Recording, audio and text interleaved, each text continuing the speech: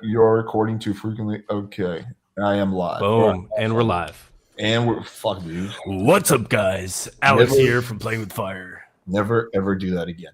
Okay, so I'm gonna redo that. We are live. We got a lively panel. I think this is gonna be a really interesting discussion. We got some opposing beliefs here. So I'm gonna do a quick intro for everyone. We got Austin Summers, the man with the biggest dildo on the planet. We got here the man mindset. You want to just quickly introduce yourself? Yeah.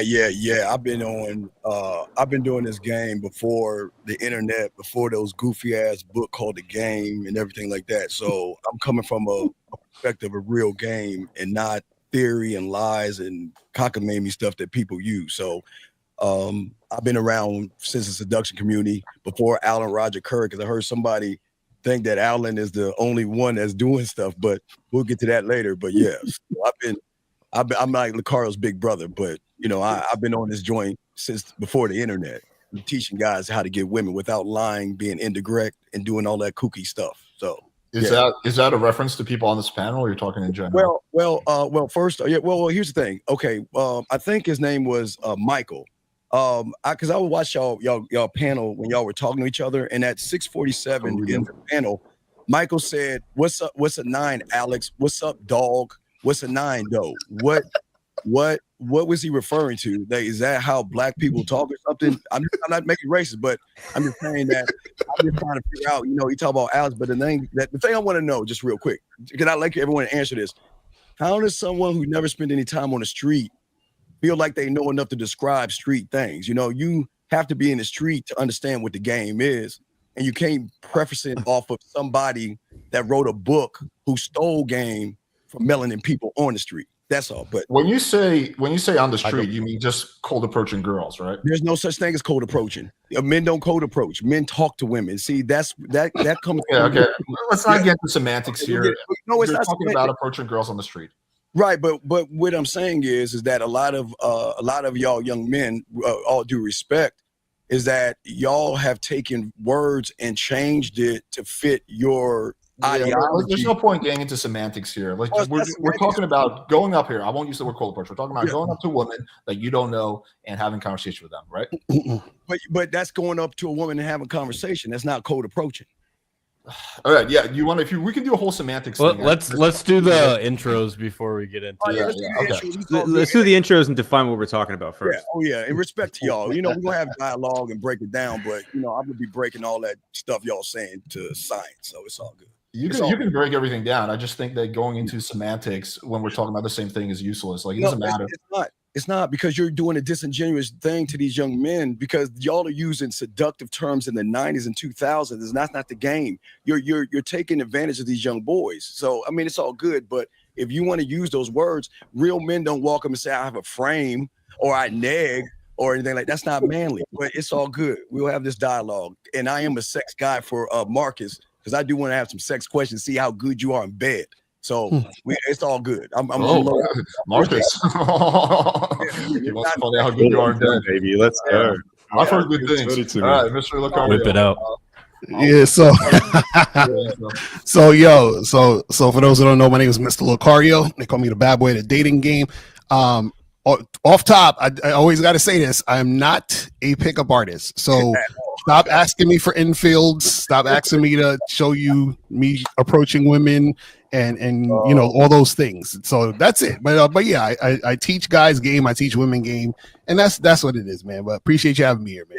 Yeah, for sure. I just, as a quick side note, I do think that proof of concept is important. Whether you call it, I think game is a term we can all agree to, but I think that asking for infield is a valid request, because otherwise, how can people know if you're good or not? It's not like if you're posting sex. You can't with the infield. That's not real. Y'all making it up. Y'all whitewashing this and making it up, buddy. What do you mean it's not real? Like, what is so basically, I was talking about this on my last live stream. I said that whenever there's a camera in front of you, there's always part of it that's performance. So if you're filming yourself talking to women, there's a camera, or she knows there's a camera. So one of you two know there's a camera, or both of you know there's a camera. So therefore, by there being a camera there, you're automatically not natural. You understand what I'm saying? So it's not a natural, real situation. Yeah, I take your point, but the idea of infield is the girl does not know that there's a camera there. Otherwise, But it's not you know infield. there's a camera. That's what I'm saying. No, because so you know I there's a have camera. I have terabytes of infield. When you get filmed enough, it becomes to the point where you don't even know what's happening. You forget about the camera for 20, 30 minutes of the time. I'm sure Right, Mark but you're is going to test still. to this But the too. thing is, like If you for get example, filmed, let me finish my point. If you get filmed every single day for months, for years, it just becomes like background noise. It's like you don't even, it doesn't register. So I'm not changing my behavior to play it up for the camera, and I'm also not.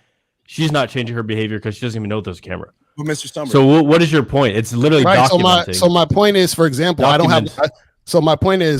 have my shirt off right now.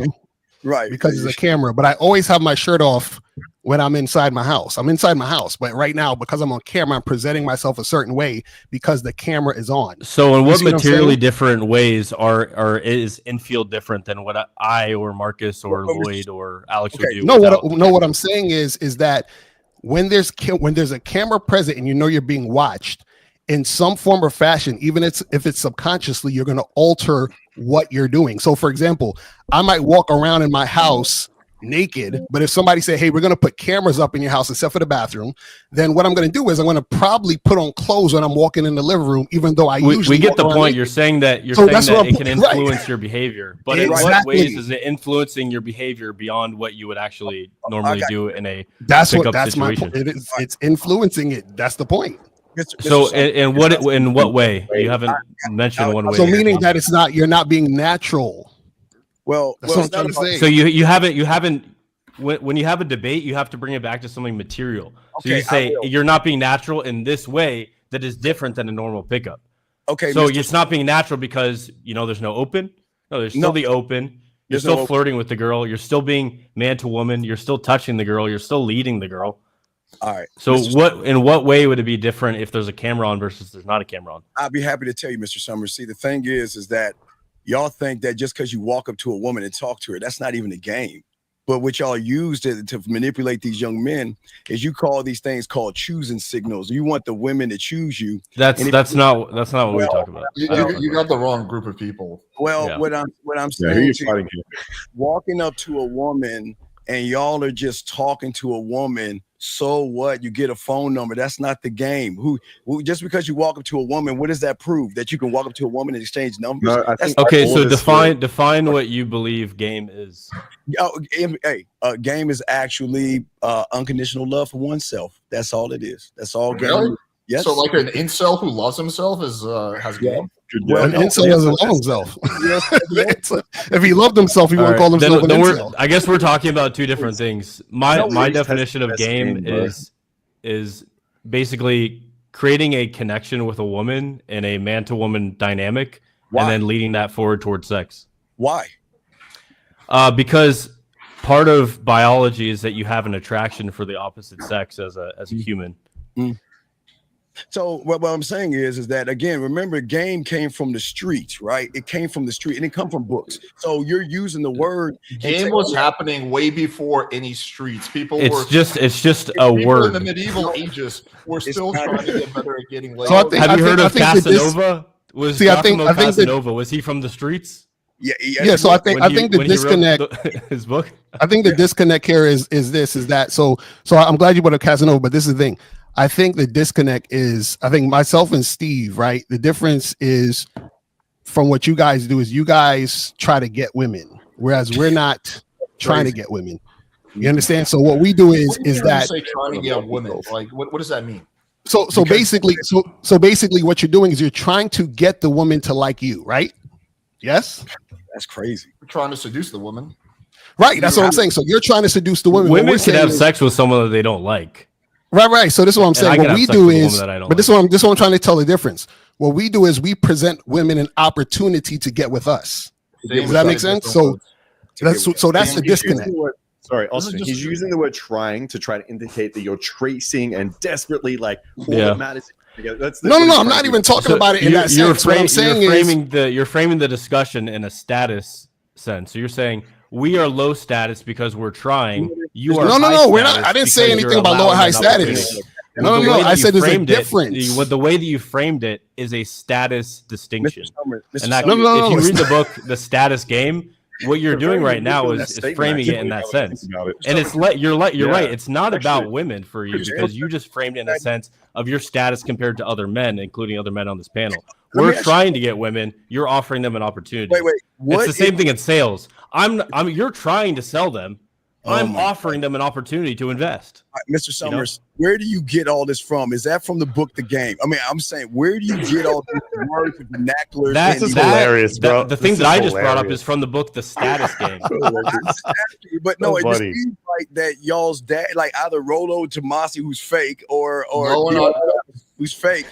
No, excuse me. I'm just saying that y'all are using pickup. I remember I was in the seduction community. But I've seen. I promise you, I don't get a single thing from Rolo. I'm gonna frame it like this.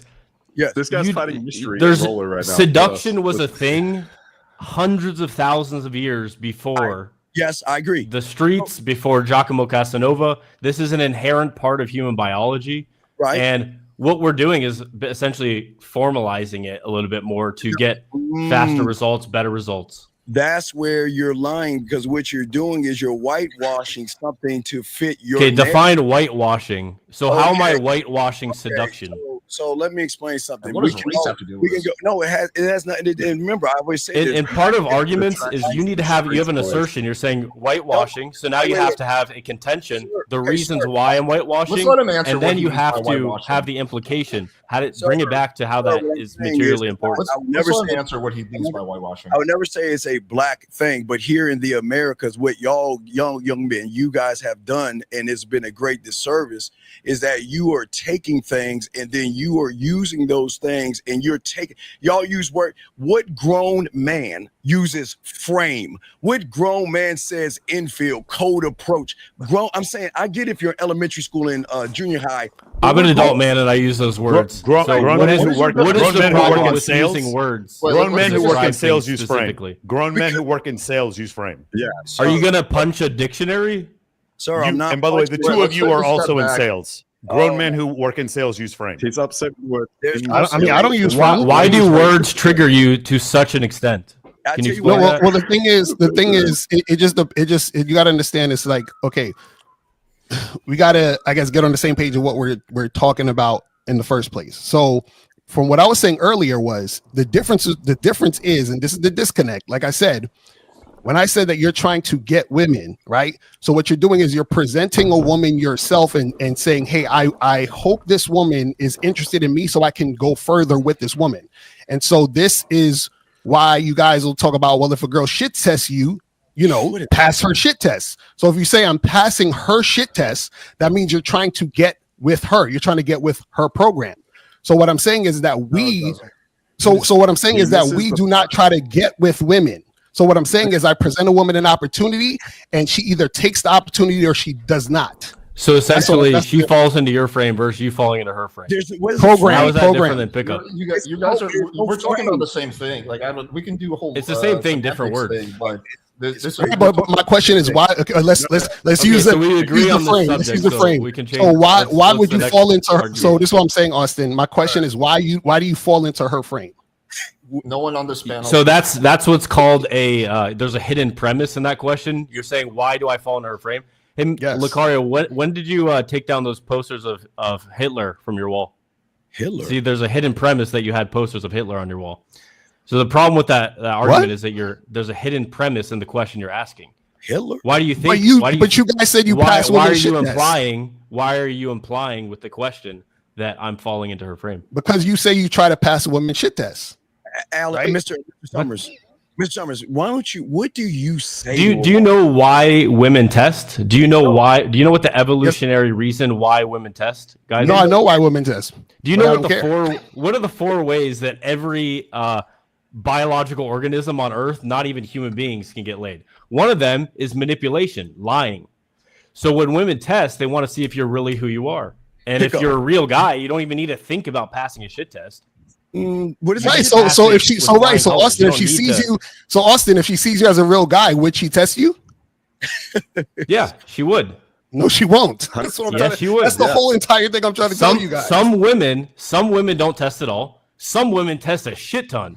There's some women that they're attracted to you from the beginning. They'll still test you for fucking 2-3 hours. Austin, what do you say to women that you meet? I mean, what do you say to them?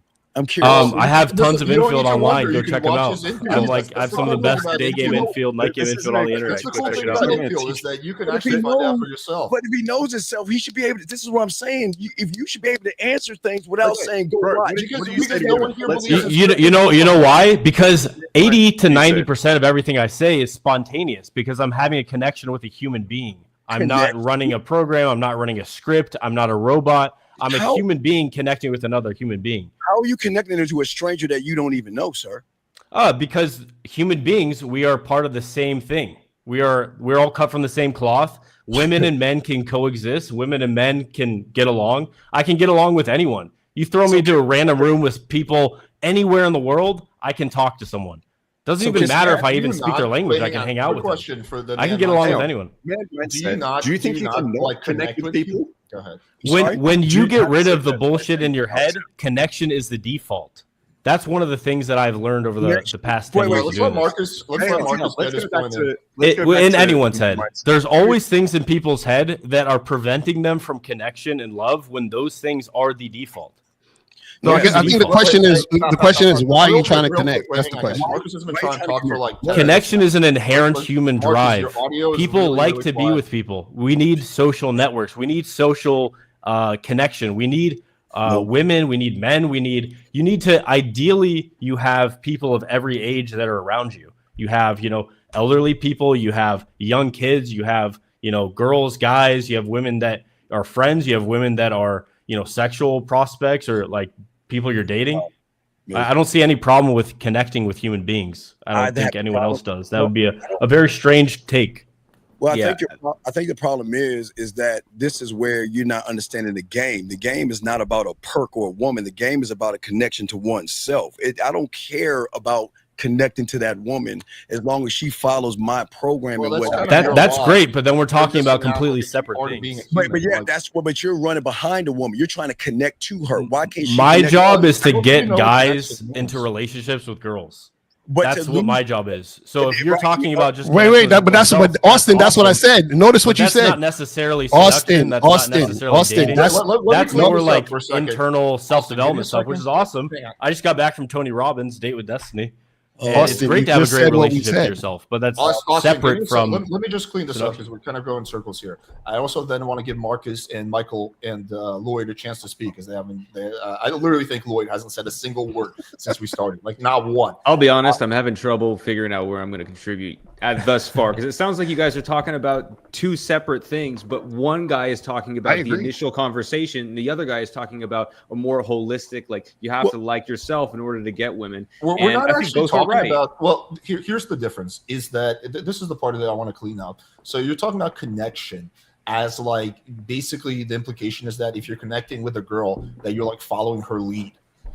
I don't see how those things how those two things are the same. You can connect with humans, like you have a connection with your friends, but it doesn't mean you follow your friends. If you have a girlfriend, you're in a relationship. If you don't have a connection, that's not a good thing. That's a negative thing. You can be the leader and still have a connection with a person. So why are you trying to connect with a chick you're just trying to fuck? Yeah, that's what I'm saying. If you just want to smash, why are you trying to connect with her? For me, I like things more than sex. So I actually view women as human beings where I can talk to them. I can understand their point of view. I can learn something from them. But why do I care about her point of view if I'm just trying to fuck her tonight? Yeah, what does that matter? Well, that's because you're coming from a much lower place of consciousness. You're coming from very low consciousness. I don't. It's about power, status, dynamics. So Austin, when you order me this, I give her that. Transactional thinking is a lower consciousness paradigm. So Austin, when you order a pizza, you care about connecting with the delivery guy? Dude, I love talking to everyone. This can't be real, man. Wait, why are you blown away by the fact that people like to talk to people? No. I'm saying I'm trying to understand why. How is that? How is that blowing your mind that people like to talk to other people? No, I'm trying to understand what is your reasoning behind wanting to connect with a woman you just want to have sex with for 10 minutes. That's all I'm asking. You have the hidden assumption that all men want to do is fuck the girl. Oh, No, I'm really? asking you. Do you I'm not asking get that some Austin, people, some people are not all low consciousness. Some people like to connect. Stop playing, Austin. You joking, right? Stop Okay, playing. so let me answer the question. It's like this is like asking why. How why is it a joke to want should to talk to a human being? You know why? I don't understand how this is blowing your mind. Austin, let me just get this worded. I think I can answer the question. This is sort of like asking, what is the point of having friends? Like, why do you have friends? What does it give you? Right? It just feels good. It's a nice thing. It makes you happy. Feels good. Connection makes you overall more content. Makes you happy. It's a lot more fun. It's a lot more pleasurable to have sex with a girl that you connect with. Especially for a relationship, if you don't connect, if you have no connection with the girl you're dating, that's a very empty relationship where number one, you're going to be less happy. And number two, the girl is much more likely to pull away because there's no connection. Connection is what unites humans. You guys just see it as a negative thing because you think that connection is the same thing as like following a girl's lead. But the question I would pose is, do you guys have connections with anybody or you just with myself? With anyone besides yourself? With myself, Alex, here's where you went wrong. You're following the woman because you're making her determination that you'll lose the girl, she'll leave you, and you want to. Who cares about if she leaves you or not? Let's say you're a cuck, and let's say that you don't fuck your girl, you just watch her get fucked by other men. Is that going to increase the likelihood of the girl leaving you? I don't care if she leaves or stays. Why do you care? I'm not being a dick here. Why do y'all care? Well, when you like someone, you want to maintain something. Like, do you guys not have like feelings? No. This is what you're not getting. So Austin, when I was asking Austin, why does he need a connection to the specific girl he's just having sex with? So, for example, he likes it. Okay, so that's what I'm saying. So what I'm saying is, what do you like about having? So, Austin, you can't fuck a girl without having a connection with her. That's not what he said. No, I can for sure, but I prefer to have a connection with the girl. And that connection could be, just we have this emotional vibe, that could be like the second level. The third level could be some kind of, God forbid, intellectual connection. You could talk to a woman about. Why do I need to talk to her if I'm just trying to fuck? That's the part I'm not getting. For me, okay, Locario, do you have a connection? Like, if you have a girlfriend, have you guys have had? If you have an IQ, if she's my girlfriend, that's what I'm saying. A woman has to earn being my girlfriend, which means she has to be with me for at least a year before she's my girl. Now, do you have a connection with your girlfriend? Yes, that's my girlfriend. Okay. A random chick I'm fucking that I met tonight. I don't care about having a connection with that woman. That's all. And so what I'm trying to understand is okay, but that's your personal preference. It doesn't really matter for the connections. Like, you believe in having connections with some people, just you wouldn't have a connection with a random girl, right? That's your preference. He's talking about what I'm saying is that the woman who's earned her spot in my life can get the connection from me. That's what I'm saying. Absolutely. Why do you see connection as something that benefits the girl and not yourself? Because what I'm saying is that it benefits me because she is the type of woman that I'm choosing to be with me, which means that she is me because I'm teaching her how to be with me. That's what I'm saying. Any woman that's with me seriously is a reflection of me. So who is the connection I'm building with besides myself? If the girl is going to be, a reflection of me. So what is this thing where I'm trying to connect to the girl? Reflection of yourself? Hell, fucking yeah. Well, why would I? Why would you just sit home and jerk off then? Like, what do you mean? You want her to be a copy of you? No, but Alex, that's what I'm saying. Alex, what you don't understand is what we're saying is that y'all want to go for likes and friendship or something. Why do you want to? We don't. No one on this panel believes that. This is just a pure straw man. Austin said he wants to get. He said the word like. I pay attention. Austin said he wants to get that woman to like him, and he wants to have an emotional connection. Emotional. That's effeminate. Emotional connection with a woman. Emotions are not effeminate. Literally everything that you think goes through your amygdala, your emotional center, before you say it. Emotions are human. Don't say that because you have emotion, you are effeminate. And that's coming from me. I'm like the most logical human being on planet Earth. Relax, Austin. I said emotional. I didn't say you're allowed to have emotions. It's the problem that y'all don't teach these young men is that when they see a woman, they become emotional. That's the problem. Okay, no. You're conflating two separate things. Just because words are similar does not mean that they are the same. Why do you want to get being emotional? You're saying we're trying to use the word emotional to say that they are in reaction to. That someone is at the cause and that man is at the effect. That is not the same thing as having an emotional connection, meaning that that woman meets your emotional needs. No Do one you on this disagree that panel there are teaches- emotional needs? No A one on woman this panel can't meet my teaches emotional needs. the idea of, A lot of the emotional flaws in when these talking about it. arguments come from you misunderstanding or conflating words. But how can there be flaws when I've been in the game longer than you, son? I'm That means older than you. nothing. And I Age doesn't mean wisdom, and this is clearly showing it. Since I was 13 in the game, since I was True. 9 years old, dog. And what I'm saying to you, dog, with all due respect, I know I'm like probably hitting something that's making you upset, dog. But I'm just saying that. No, don't bring it back to me. Bring it back to the argument that I used. Don't critique me as a person. Say, hey, I'm still trying to there's a figure difference. out. I said there's why. a difference between emotionally reacting to someone and having an emotional connection. Those are two separate. I'm still arguments. trying Those are to two figure separate out concepts. the correlation Now between respond to wanting that. an intellectual girl to Laughing fuck. and That's what I'm trying to smiling and finish. looking away is not an argument. All right, Here, I'll answer the question with can I Mario, bring this back because- to Locario? Lord, Can you guys hear this? I don't know if my Yeah, mic's it's a little quiet. but- Locario. And that is an emotional reaction. What you just Okay, had. look- You deflected away from the argument. You laughed and you looked away. But Austin, Let I can get Marcus women, talk. though. I can get women though. You can't, sir. Guys, Moving the goalpost. Moving the Yeah. goalpost. You're not Guys, bringing it back to guys. the argument that I Guys. brought up. You know something, sir? Because I bet you any of these men right now can put us in a Bring it situation- back to the argument. Bring it back to the argument. Bringing it back to showing you why. Can you you're- connect it? I'm showing you If you why can't connect it, you can't have a debate. Sir, any of these men can bring up a situation with a woman and put us both in there where we don't know, and I bet you wouldn't know what to do. I bet you wouldn't know what to say. I bet you Moving the goalpost. Can you bring you- it back to the argument? You said that emotion. You said having an emotional connection and being emotional and reaction are the same thing. Those are not the same thing. I pointed that out, and you have not. You dropped that argument. All right. Let the results show you dropped the argument. That's one dropped argument. I'm adding it to my debate. There's nothing wrong Boom. with emotion. We're all having emotions. We all have Are you emotions. going to address the argument or not? I'm just dog. If you shut the F up and let me talk, brother, I'm Go trying for to do with this. Come on, man. getting Bro. emotional. I'll give you 1 minute. Go for it. Or like Michael said, dog. Remember, Mike? I still remember you saying, Yeah, that dog. That's what the fuck I said. Yes. Shut the Right. fuck up, dude. Don't talk about dog. You don't fucking know me. No, I do know you, and I want to ask you, when Motherfucker, you don't know. You can ask me all the fuck you want, boy. I grew up in fucking East Dallas. Motherfucker, you don't shit, know he me. called me. Shut the fuck up.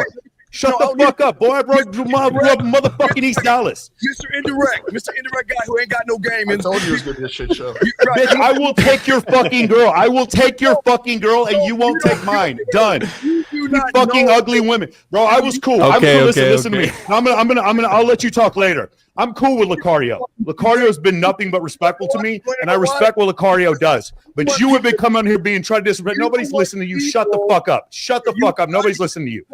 Hey, bro, I'll give you my fucking address if you want to come over here. I'll give you my fucking address. Don't talk to me. How did this happen? Hold on, I'm sending you my address in the private chat. I'm sending you my address in the private chat. You know what? Fuck. Hey, look. You want to be about? All Be right. about. I don't want any part of this. Guys, there's no. Wait, hang on. I'm sending you my address in the private chat. I'm trying Alex, to make moderate. connections. No one's listening to me. Austin's trying to make connections. He wanted. Steve, Bro, let's just fucking. You can start All right, over. let's have a Steve, you good can one. start Let's over and relax. be. Okay, I had. Austin's like, let's make love, not war. Fuck that. I Wait, feel look, you. all guys right, love look, that word. okay. When the moderator is speaking, the golden rules, you don't talk.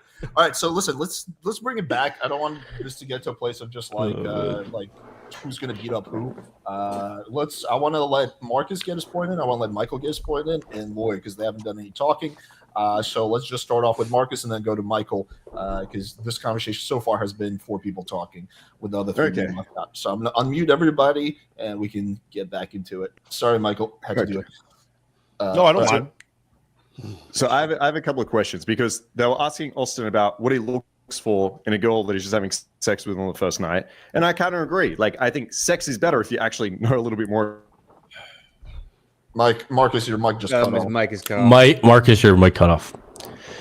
Turn off, Marcus. Turn off your external mic and just use your computer. It'll be better. Yeah, because we can't hear you. All right, let's let Michael go. In the meantime. Dude, this debating is so much more fun than what we normally do. That's what I. You guys said. should come on every week. Agreed. Yeah. I mean, the views Marcus, are you were saying something, Marcus? he's fixing his mic. Let's let Michael go. I mean, I don't really have a point yet. I mean, it's not. I mean, it's one of these things where we're going to sit here and like talk about each other's frame, and you do this and I do that. No, we can't have a debate because nobody can agree on terms. And then when we do so, then it's like the other side is defining. Well, you're doing this because it sucks. Listen, we can have a difference in opinion. Locario is like, I find a woman to be more attractive if she's more cooperative. That's his opinion. I don't disagree with his opinion. I just have a different opinion about what I find to be attractive. That's why Locario and I can have a conversation. Steve is sitting here trying to frame control everybody and just being insulting people. Wait, shut up, dude. Shut up and wait till I'm done talking, dude. Listen to me. I'm sick of it. Like you've been disrespectful to everybody in here, so I'm gonna be disrespectful back to you. Mr. Summers. Did I not say Mr. Summers? I said no. You started off with me. That doesn't change. Well, I started off with you. Change anything, dude. Michael, I started off with you because I asked you when you said what is a 9 dog and what is that doe. You're trying to make it. Yeah, I played football in Texas. We called each other dog. I don't understand. I don't think that's Curry thinking he had game. Curry didn't have no game, but you want to base everything off game, saying Locario's what do you say, descendant of Allen? What do you say? That you were one of us. He's not descendant of I didn't say he's a descendant of Allen Roger Curry. I said that he likes Allen Roger. Locario and I have had this discussion before. We've discussed Allen Roger Curry before. What's the thing is Allen Roger Curry, he had his own brand of being direct, but Allen Roger Curry didn't invent being direct. You know what I'm saying? So shout out, RIP to Allen Roger Curry. No one believes that. No one thinks that Allen Roger Curry. We gotta stop with the straw man. No one believes that he invented the concept of being direct, right? Like no, I'm not saying he did. I'm just saying that. What I'm saying is to say that, because what it sounded like to me is that you're saying, well, Locario's trying to be like Allen Roger Curry with his direct, whatever he's doing. That's what it sounded like to me. Well, it seems like we can take different influences from different things. I mean, I take influences from certain sales coaches or sales trainer when it comes to sales. I take influences when it comes to certain personal trainers when it comes to lifting weights. You can take influences from other people. And by the way, I agree with Allen Roger Curry when it comes to where he believes misogyny comes from. He said misogyny comes from women wasting men's time. I totally agree with that. No free attention. I agree with that too. I definitely agree with that. I have a different game than what Marcus has and what Austin has. But I agree with his defense. I just don't agree with his offense. But do you understand we can respectfully have a disagreement without saying what you're doing isn't manly when you don't even understand what they're doing? You don't know Austin. You're just coming in here being openly disrespectful. That's my point. Sir, I'm not being disrespectful. The thing about men, we have conversations, and if you won't want me to hurt your feelings, let me know if you want me to cut your bread, dude. Okay, cool. I'll let you know when I don't want your feelings don't want to get hurt because you're the one with your feelings hurt, dog. You're the one with your feelings hurt, dog. So basically, my thing is that. So, I think it's a good. People get influenced by other people. I just don't want people to think so that I'm doing what I'm doing because I was influenced by Allen Roger Curry. So I was doing stuff before I even knew who Allen Roger Curry was. So that's all I'm saying. So a lot of times when we talk about the terms and the things and the words that we're using and all these things, even though people may think it's semantics, it is important too, because earlier when Austin said, I teach you, and Austin, you correct me if I'm wrong. You said you teach guys how to get in relationships with women, correct? Correct. Right. So that sentence, I teach guys how to get into relationships with women, right? That's different than what I teach and Steve teach. We teach women how to get into relationships with us. That's the difference. So that's all we're saying. So that's your clientele is all women? No. The clients are men, and we teach women how to. So basically, I don't commit to women. Women have to commit to me.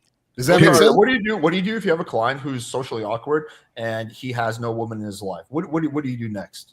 Easy. Right. So basically, first I teach him how to understand who he actually is and what he wants, and then I teach him how to go out there and get that when he's out there interacting with women.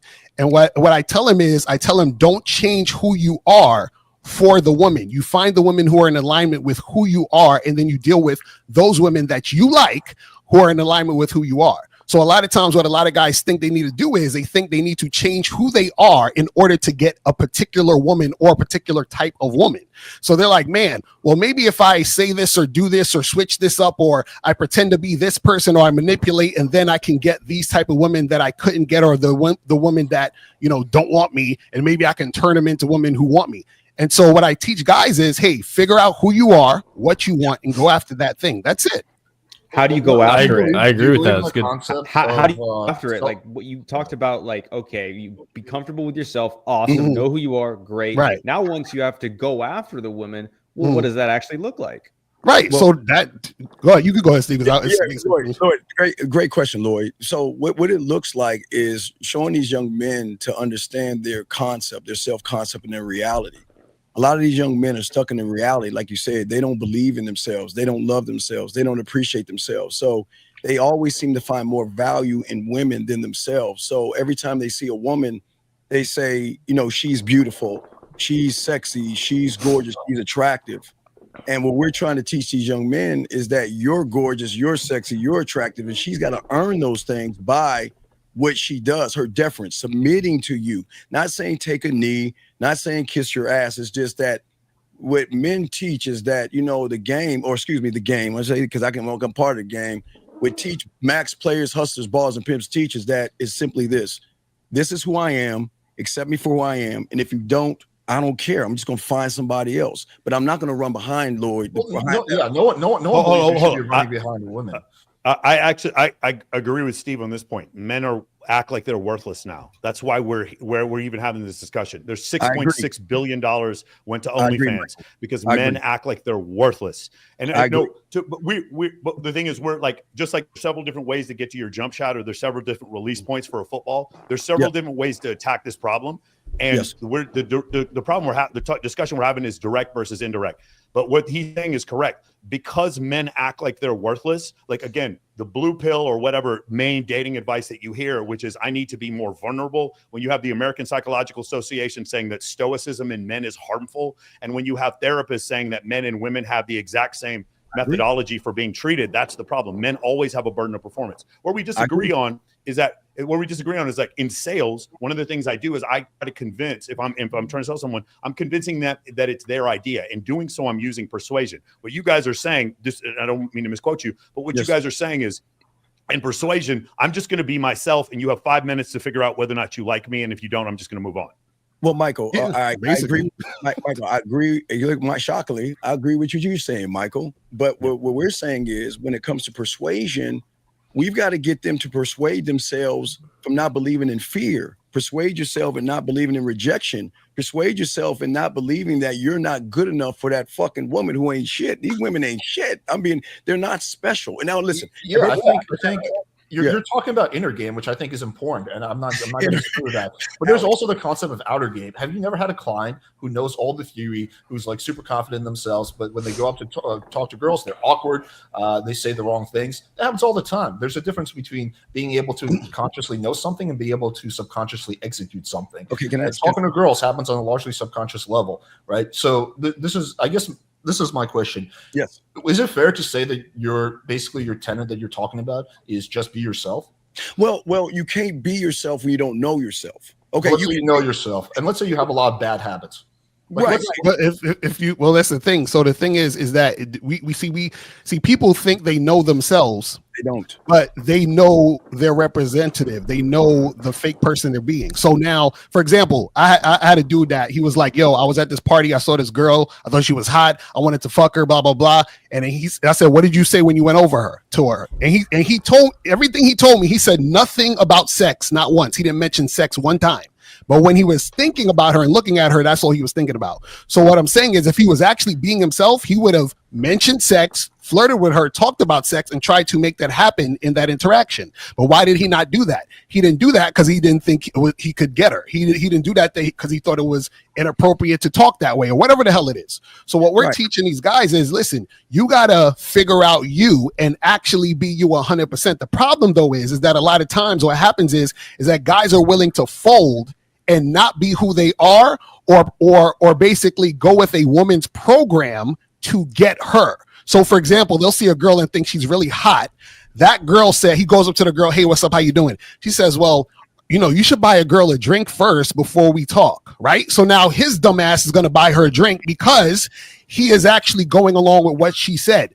She's now leading him. So what I teach men is, do not ever follow a woman's lead. Do not ever go based on what a woman is telling you. Because even if you do interact with that girl, get her to drink, y'all start talking, y'all doing all this other stuff, you've already started your relationship. Let's say y'all go down the line, she becomes your girlfriend. You've already started your relationship where you're following the woman. This is why you have a lot of relationships and situations where guys get into marriages, they have sexless marriages, their women disrespect them, and that all came from the beginning when that fool was following that woman's lead and he didn't stand on his own shit. That's what happened. Everyone on the panel agrees with what you said. Everyone here is going to agree with that.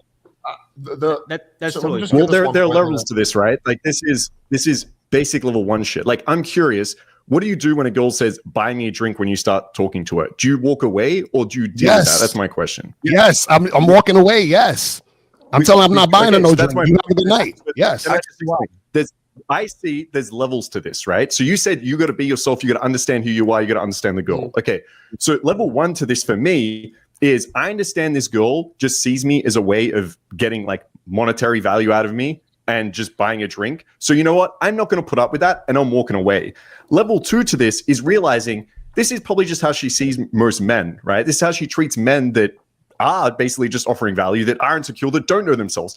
I want to be able to fucking show the world I know who I am. I'm not going to walk away because some girl said I want to drink because she thinks I'm like every other guy. No, I'm going to show her who I fucking am, right? So you're trying to prove yourself to the woman? I look at her, I laugh, I go, "What are you, broke? You got no money?" She laughs, realizes, "Oh, fuck, this guy knows himself. This guy's got confidence. This guy doesn't put up with shit. Cool. Now I'm into him." And now my job is to test whether I like her or not. As Austin said, he might to see if they've got a connection. Alex might see if she's got a big booty. Fucking Michael might see if she's got big titties. I might see if she's into BDSM. We have all standards that we look for in girls. The problem is the only standard you seem to look for is she going to submit right away? Right? Yes, in that situation, Marcus, what happened is you just submitted to her. Yes. That's what I'm saying. You're basically Locario, here's just my confusion. Locario, I totally like if I could change my brain to only be attracted to women who are hyper cooperative with me, I do it immediately. That sounds like a fucking incredible existence, to be honest with you. But the problem is I can't. The problem is because of whatever ideals that I grew up with in the 90s. I think Pamela Anderson is fucking hot. I met Vivica Fox one time. She's fucking gorgeous. Like, to me, there's a look that I look for, and whether or not they're cooperative, I'm going to find that woman more physically attractive. The thing is, Locario, whereas I agree with what you're saying, can't you see how other people might want to do it some other way and also be successful? So my question to that would be, can't you find a woman who's as attractive as Vivica Fox and Pamela Anderson that completely cooperates? I mean, you probably.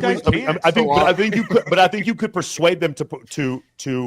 I think you could persuade them to cooperate.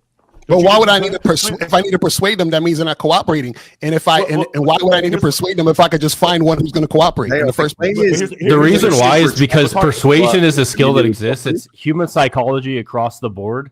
You can get people. They did this with POWs in like the Korean War. They took them from being vehemently like anti-North Korean, vehemently anti-communist, and gradually, progressively turned them into literal communists.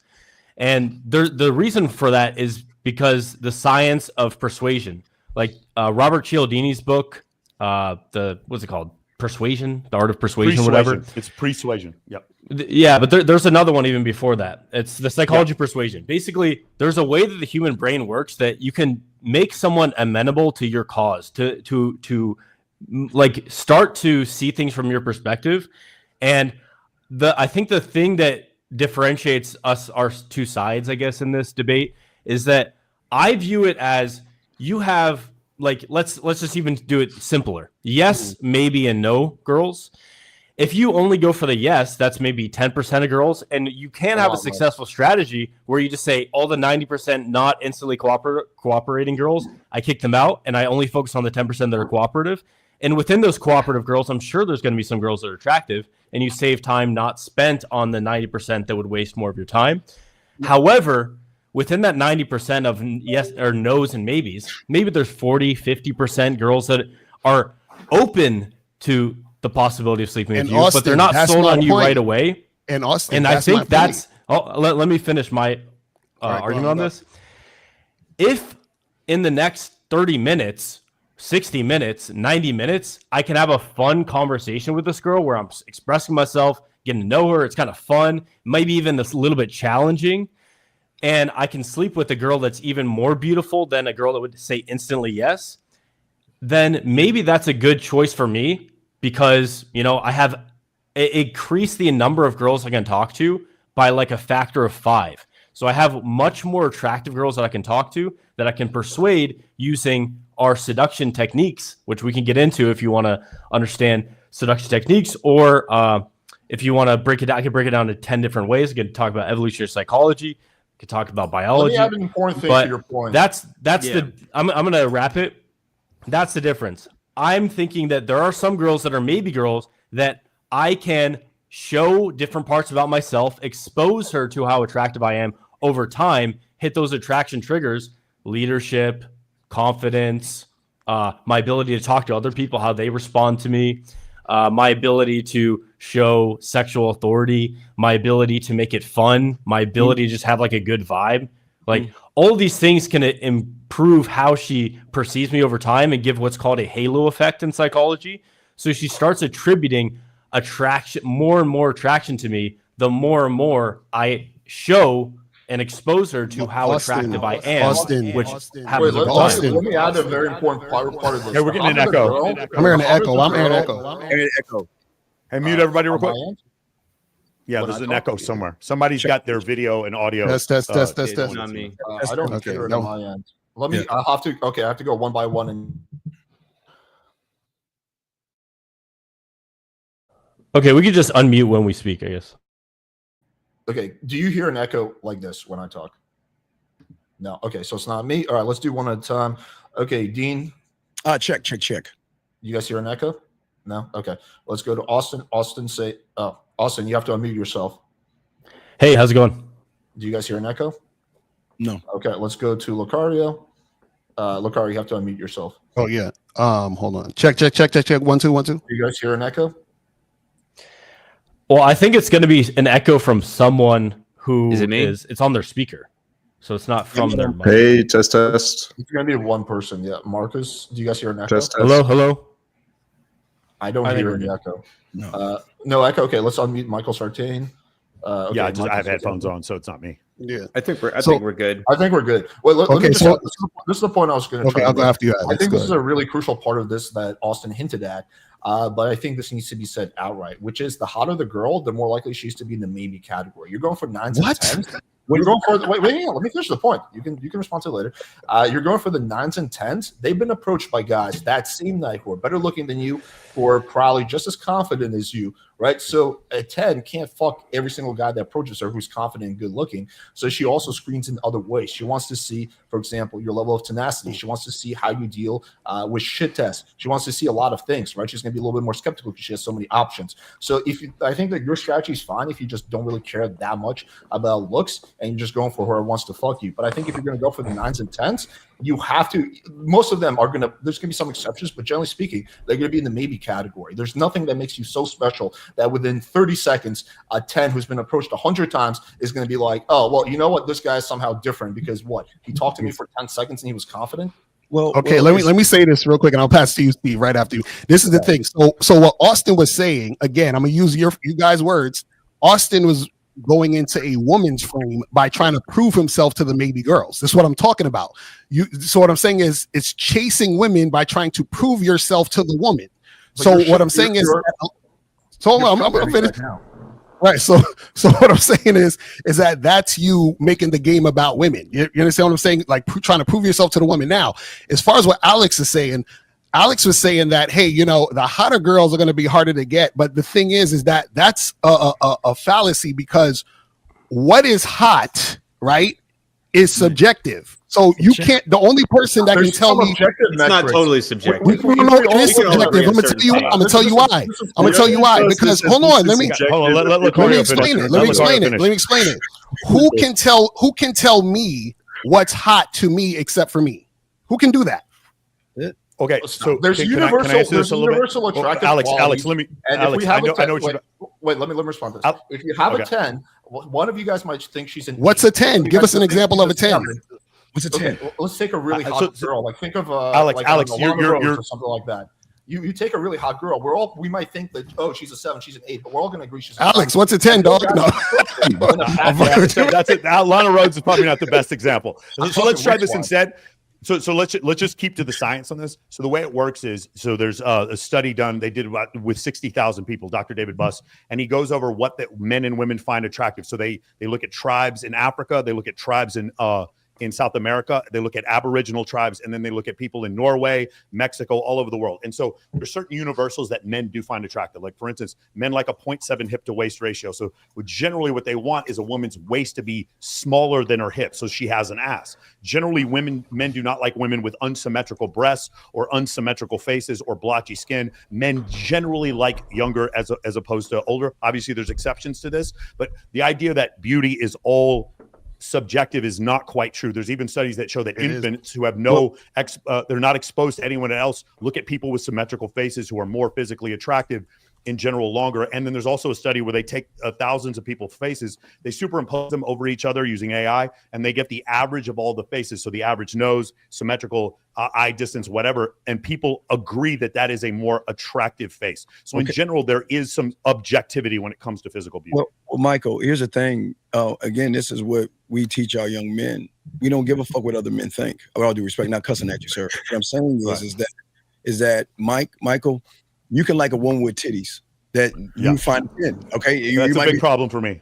Right. Okay. That's a big problem for me, Steve. Yes. Hang on. Okay. You're not addressing the point. You're talking Well, about no, this preference. No, he's telling you, right? I'm gonna tell you. Let him I'm gonna finish, go after. Alex. Let him finish. Let's say you take two identical twins, right? Two identical twins. One of them takes really good care of herself, right? She maybe gets fake tits. The other one lets herself go and gets fat. Are you saying that those two are going to be like if we take 1,000 guys, they're going to be equal amount of? No, their point is each subjective man can have their own opinion about it. Right. Everyone is I'll sum it up. It's 80% objective, 20% subjective. It can be if it's that's what. Do you guys know what objective means? Objective means everybody agrees. That's objective. Subjective. There's an If I show, objective element listen. to it and a subjective. So No. things If I listen, be degrees of both. listen. If I show Beyonce's picture to every man in the world, and one guy says she's not attractive, it's subjective. I don't care if every other guy in the world says she's you're going attractive. back to binary. It doesn't have to be binary. Bro, that's what Everything in the observable objective and universe is subjective on the means. What are spectrum. you talking about? Including me, I'm on the spectrum. But there can be degrees of objectivity and degrees of subjectivity. Well, what I'm saying is that okay, let's say 100%. let's say all you guys think Beyonce is attractive, just hypothetically, right? All y'all think that she's projected. 10 years ago, for 10 sure. years, 100%. all right, Michael. Yeah. 10 years ago, Beyonce. I'm going to tell you why she's ugly to me, because a woman that allows her sister to grab Jay-Z and hit on him, that bitch needs to be fired on the spot. So The exception doesn't disprove the rule, though. Yeah, I don't know what you guys are trying to. You well, like I ugly have girls. Okay, so wait, hold on. Have you? Lloyd, go ahead. I have a question about that. So you don't like a woman who does that, but you like a woman that submits almost immediately to a man. No. I don't want Yes, to. I do. Yes. No, he does, but Lloyd. So When I teach, I don't get it. Okay, Lloyd. You shouldn't like that. Lloyd, I teach women this thing called free will, and that means that I'm not going to try to manipulate her. Well, I'm not they going to have deceive her. I'm not going to lie. Right? No. What I'm saying is, women all day, every day get hit on by a bunch of dicks. Everybody's trying to do everything they can to get to fuck her, to basically fuck her. What I'm saying is, if I'm at a Well, no, I'm showing her why she should fuck me. I think I talk about diamond dick. I'm not running behind no pussy. I think my dick game is good. You don't chase her, but your goal is the same as to fuck her. Well, no. It's not to build a connection with her. No, I'm not trying to. Okay, here's the thing. I'm not trying to fuck her. I'm trying to show her why she should fuck me. I'm saying that But I'm your not. motivation at the end of the day is you're doing it differently, but your motivation is that I want to have sex with this girl. No, Yeah, my but you are motivation. showing her Wait. why she wants to fuck you. Your goal is to fuck her. Well, let me show you the steps. The thing is dick is. The steps have nothing to do with the intention. No, what I'm showing you, I'm trying to explain it and break it down so you have more clarity and understanding what I'm saying. I'm saying is this is why I'm not trying to fuck her, because she has not shown me she's worth my time, my attention, or my respect. Because I'm not giving my dick away for free to just any bitch that wants it. Just because she doesn't mean she can't have it. That's what I'm saying. You know what? I'm going to make this point. This is kind of an interesting point. Can I quickly speak? You guys have, Marcus, go ahead. but it's All right, almost let me like just really say, we I both think the have difference inner here game is- things. But Austin, let Marcus speak. Yeah, sorry. Yeah, I think okay, the I'm gonna difference write it down. here is- all right. I think the difference here is you're seeing our game is basically something that I think we all agree on. It's really bad for a man to go in there and say, I desperately want to have sex. And even if this girl is disrespectful, she's not my type, I'm not into her, she displays babies, I don't care about that because I'm so desperate. I really want her to like me. I might even change who I am or lie about things or like I think that's really bad. I think we all agree with that. Okay. But there's a difference here between showing who we are, getting attraction from her, and then saying, okay, now that I have that attraction, let's start to screen. Do I actually want to sleep with this girl? And if I do, is it just going to be a one-night thing and fun? Is that all I'm after? Or am I after something more? Am I going to try build on that? I think you're missing the fact that there's a screening process with all of us. So once we show the girl who we are and we build that attraction, it's not from a place of, I desperately need you no matter what. It's none of us feel that way. None of us are chasing. None of us are insecure in that manner. It's we build attraction with the girl and then we scream. There's a big difference there. So as the ex-gigolo, I learned when it comes to building attraction, you got to build trust, sexual trust, and then, trust, emotional trust, and sexual trust. You cannot build attraction in a few minutes. It doesn't, unless the woman wants to fuck you. I will say that. If a woman wants to fuck you, you don't have to do anything. You don't have to do it. If a woman sees you and wants to fuck you, you have to do anything. But what I'm saying is that you can't build on an opponent that already knows every move you're going to make, because everything you're saying behind that door is I'm just trying to find a way to fuck you. So and you're not just contradicting yourself here. Did you just say you can't build attraction in a matter of minutes? Wait, sir. Okay. Well, no, you're thinking of Locario's point. Hold on, we're confusing the points. Okay. Steve, Steve, clarify your point about how you build attraction, because Locario was talking about it doing in 5 minutes. Right. Okay. Well, I'll talk about that after you, Steve. Hey guys, I got to run to another call, so have fun. I'll take you later. Peace out, bro. Yeah. So what I'm saying is that all I can do is present myself to the woman.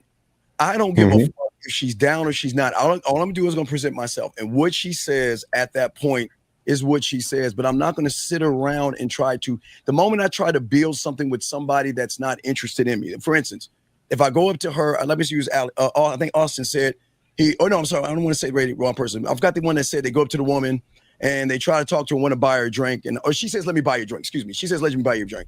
The moment she tells me, buy me a drink, she's already telling me that you got to work to get me by trying to give me something or put some on my fucking throne. I'm like, correct. Fuck. Yeah. Right. So what I'm saying is that the moment I recognize she's not interested in me and I keep trying to push that boundary, that means I'm trying to manipulate the reality. Her reality is her reality. She likes what she has and things like that. So I've got a question. Yes. How long do you think it takes for a girl to know who you are? Because you said she doesn't like me. How long does it take for a girl to know who you are? I'll answer that. No, I'm talking to Steve. Sorry, I'm talking to Steve. All respect. It fluctuates for every woman, but I promise you this: we get pussy offered to us within a few days. No, not pussy offered. Not pussy offered. How long does it take a girl to get to know you, who you are? Okay. The reason she can't get to know me is because I am many doors of doors. She'll never get to know me. She'll know of me, but she'll never get to know me because I'm always evolving. Exactly. So she might know 5% of you in 5 seconds. She might know 10% of you in 5 minutes. You might fuck, and she might only know 20% of you, right? Yes, sir. I agree. I'm on the same boat here. Yes, so my understanding here, if she only knows 5% about me, then hey, she's missing out on all these incredible things. I'm not going to expect someone to make a decision like, hey, do you want to buy this thing? But I'm only going to tell you 5% about it. I'm willing to show someone, hey, here's 10, 20%. And then the girl can be like, wow, this 20% seems amazing. They're going to chase. They're going to be like, I want to know 30%. And I'm not going to give it to her, bro. I agree. She needs to earn that shit. You're not going to find out 50% of me on the first night. Are you fucking kidding me? Not a chance. She needs to earn that. So I agree. I just think like if I'm at 5% and she says, buy me a drink, I'm like, bitch, you fucking broke ass. I'm going to show you that's another 1%. I don't put up with that shit. You want to find out a bit more? Let's go. And then when she gets that, like, then I have attraction. Then I find out about her. Now I want to know 20% about her. And is that 20% good enough or not? So I think we're on the same page here. It's just like we're going about it maybe different ways. I just want to say this real quick. What I learned what is called the rule of Jill Scott. I'm going to tell her what to do. I'm not going to waste my motherfucking time trying to impress that bitch when there's all the bitches in the club. I'm going to say this. Look. But that's the difference. That's the difference. I'm not going to walk away at 5%. I'm going to be like, hang on, I want you to know a bit more before we make this decision. But I think that's the problem. That's the difference. Is that that is the problem. That is the problem, and that is the difference. Is that you're walking away. You're walking away at 5%. If girls only know 5% about you, no. Marcus, girls. Hang on, wait 1 sec. You're only going to get girls that are willing to fuck you with the 5% of you, right? Imagine if they knew 30%. You'd be fucking way hotter girls and way more girls, right? Marcus, this is what I'm trying to get you to understand. She will never. This is what I'm saying. She will never. Hold on, I'm gonna tell you. A woman will never get to know 100% of me. It's impossible. You understand what I'm saying? So now, so what I'm saying is, right. So what I'm saying is that when I first meet the woman, fuck 5%. It could be 0.1%. She knows the type of guy I am. So when I talk, she need to listen, or I ain't fucking with her. That's what I'm trying to say. You just said she knows 0.0001%. How is that the type of guy you are? She knows nothing about you. No. What I'm saying, no, you're not. Marcus, there's a difference between, let me explain. There's a difference between her knowing who I am and understanding the type of guy I am. That's two different things. Listen, she's not going to know me when she first meets me. She's going to know the type of guy I am. That's what I'm trying to get you to understand. I understand. Do you think really hot girls walk around this world, okay, with all like guys hitting her up on Instagram and also guys approaching her, and you ask her, what do you need in a man to fuck him? And she goes, I just need to know the type of guy. I need to know 0.0. Yes, so let's go with that. Let's go with that, Marcus. This is what I was talking about the other time about the 5 minutes. So what was confusing y'all about that is that you're like, it's impossible. Women aren't going to fuck a guy they know in 5 minutes. Absolutely, yes, they will. No, we agree. Of course they will. We've all been there. You're not right. So then what's the issue then? What are we talking about? Because some women will. No. All women will find a guy that they want to fuck in 5 minutes. Yeah, but Marcus, they will not fuck in 5 minutes. Okay, so the nerdy Asian girl that's studying her PhD. She's hooking up with the guy within 3 minutes after knowing nothing about him. Yes. So that I appreciate your certainty with this. However, I don't think the certainty you have relates to reality. Austin, it's not your reality. Austin, remember, you deal with a lot of maybe girls, so it's not your reality. That's what I'm trying to say. We're in different realities. That's what I'm trying to tell you. Maybe girls are part of all girls. I'm so sorry. But Locario, maybe girls are included in all girls. If we're talking about right, all girls, maybe girls and you're right, Michael. And what happens is that all girls treat every guy different. This is what I'm trying to say. So the maybe girl to Austin will be a yes girl to me. That's what I'm trying to tell you. Do you see what I'm saying? Why are you not fucking every girl in 5 minutes? Why are you not fucking every girl in 5 minutes? No. I didn't say I fuck every girl in 5 minutes. I said every girl will find a guy she wants to fuck in 5 minutes. So what I'm saying is that you can find the girls that want to fuck you in 5 minutes instead of wasting time on the maybe girls. Why waste time on maybe girls when you could just find the girls that want to fuck you and desire you that bad? There's an efficient frontier there, and I think I agree. I think they enter somewhere in between these two ideas. I don't think we need to buy a girl a drink when we first meet them, and I also don't think if a girl doesn't talk to me in 5 minutes, we can't talk to them anymore. I just think here's the thing, guys. I just want to ask you a question, Locario, all you guys, Austin, Steve. We to some extent, we're all on YouTube persuading other people. And the idea that we sit there, we present our points, we have funny covers on our YouTube videos, we have cool titles for our YouTube videos, and we'll have conversations with other people. It is a function of persuasion. We all believe in the idea of persuasion.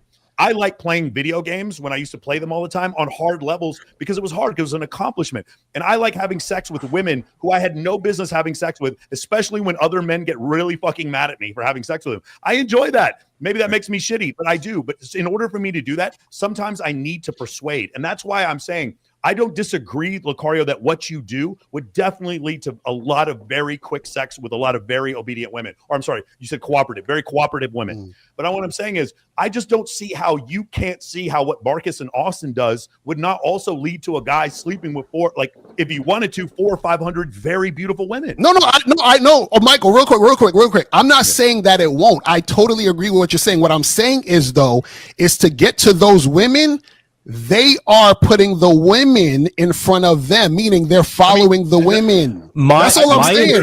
My internals and how I view myself isn't directly related to that. My level of inner game isn't that fragile where I have to think about it in those terms. It doesn't matter if you think about it. The other thing is happening. So this is the other thing. Well, I'll bring up this comment. No, but women are running legendary levels of game of Marcus and Austin.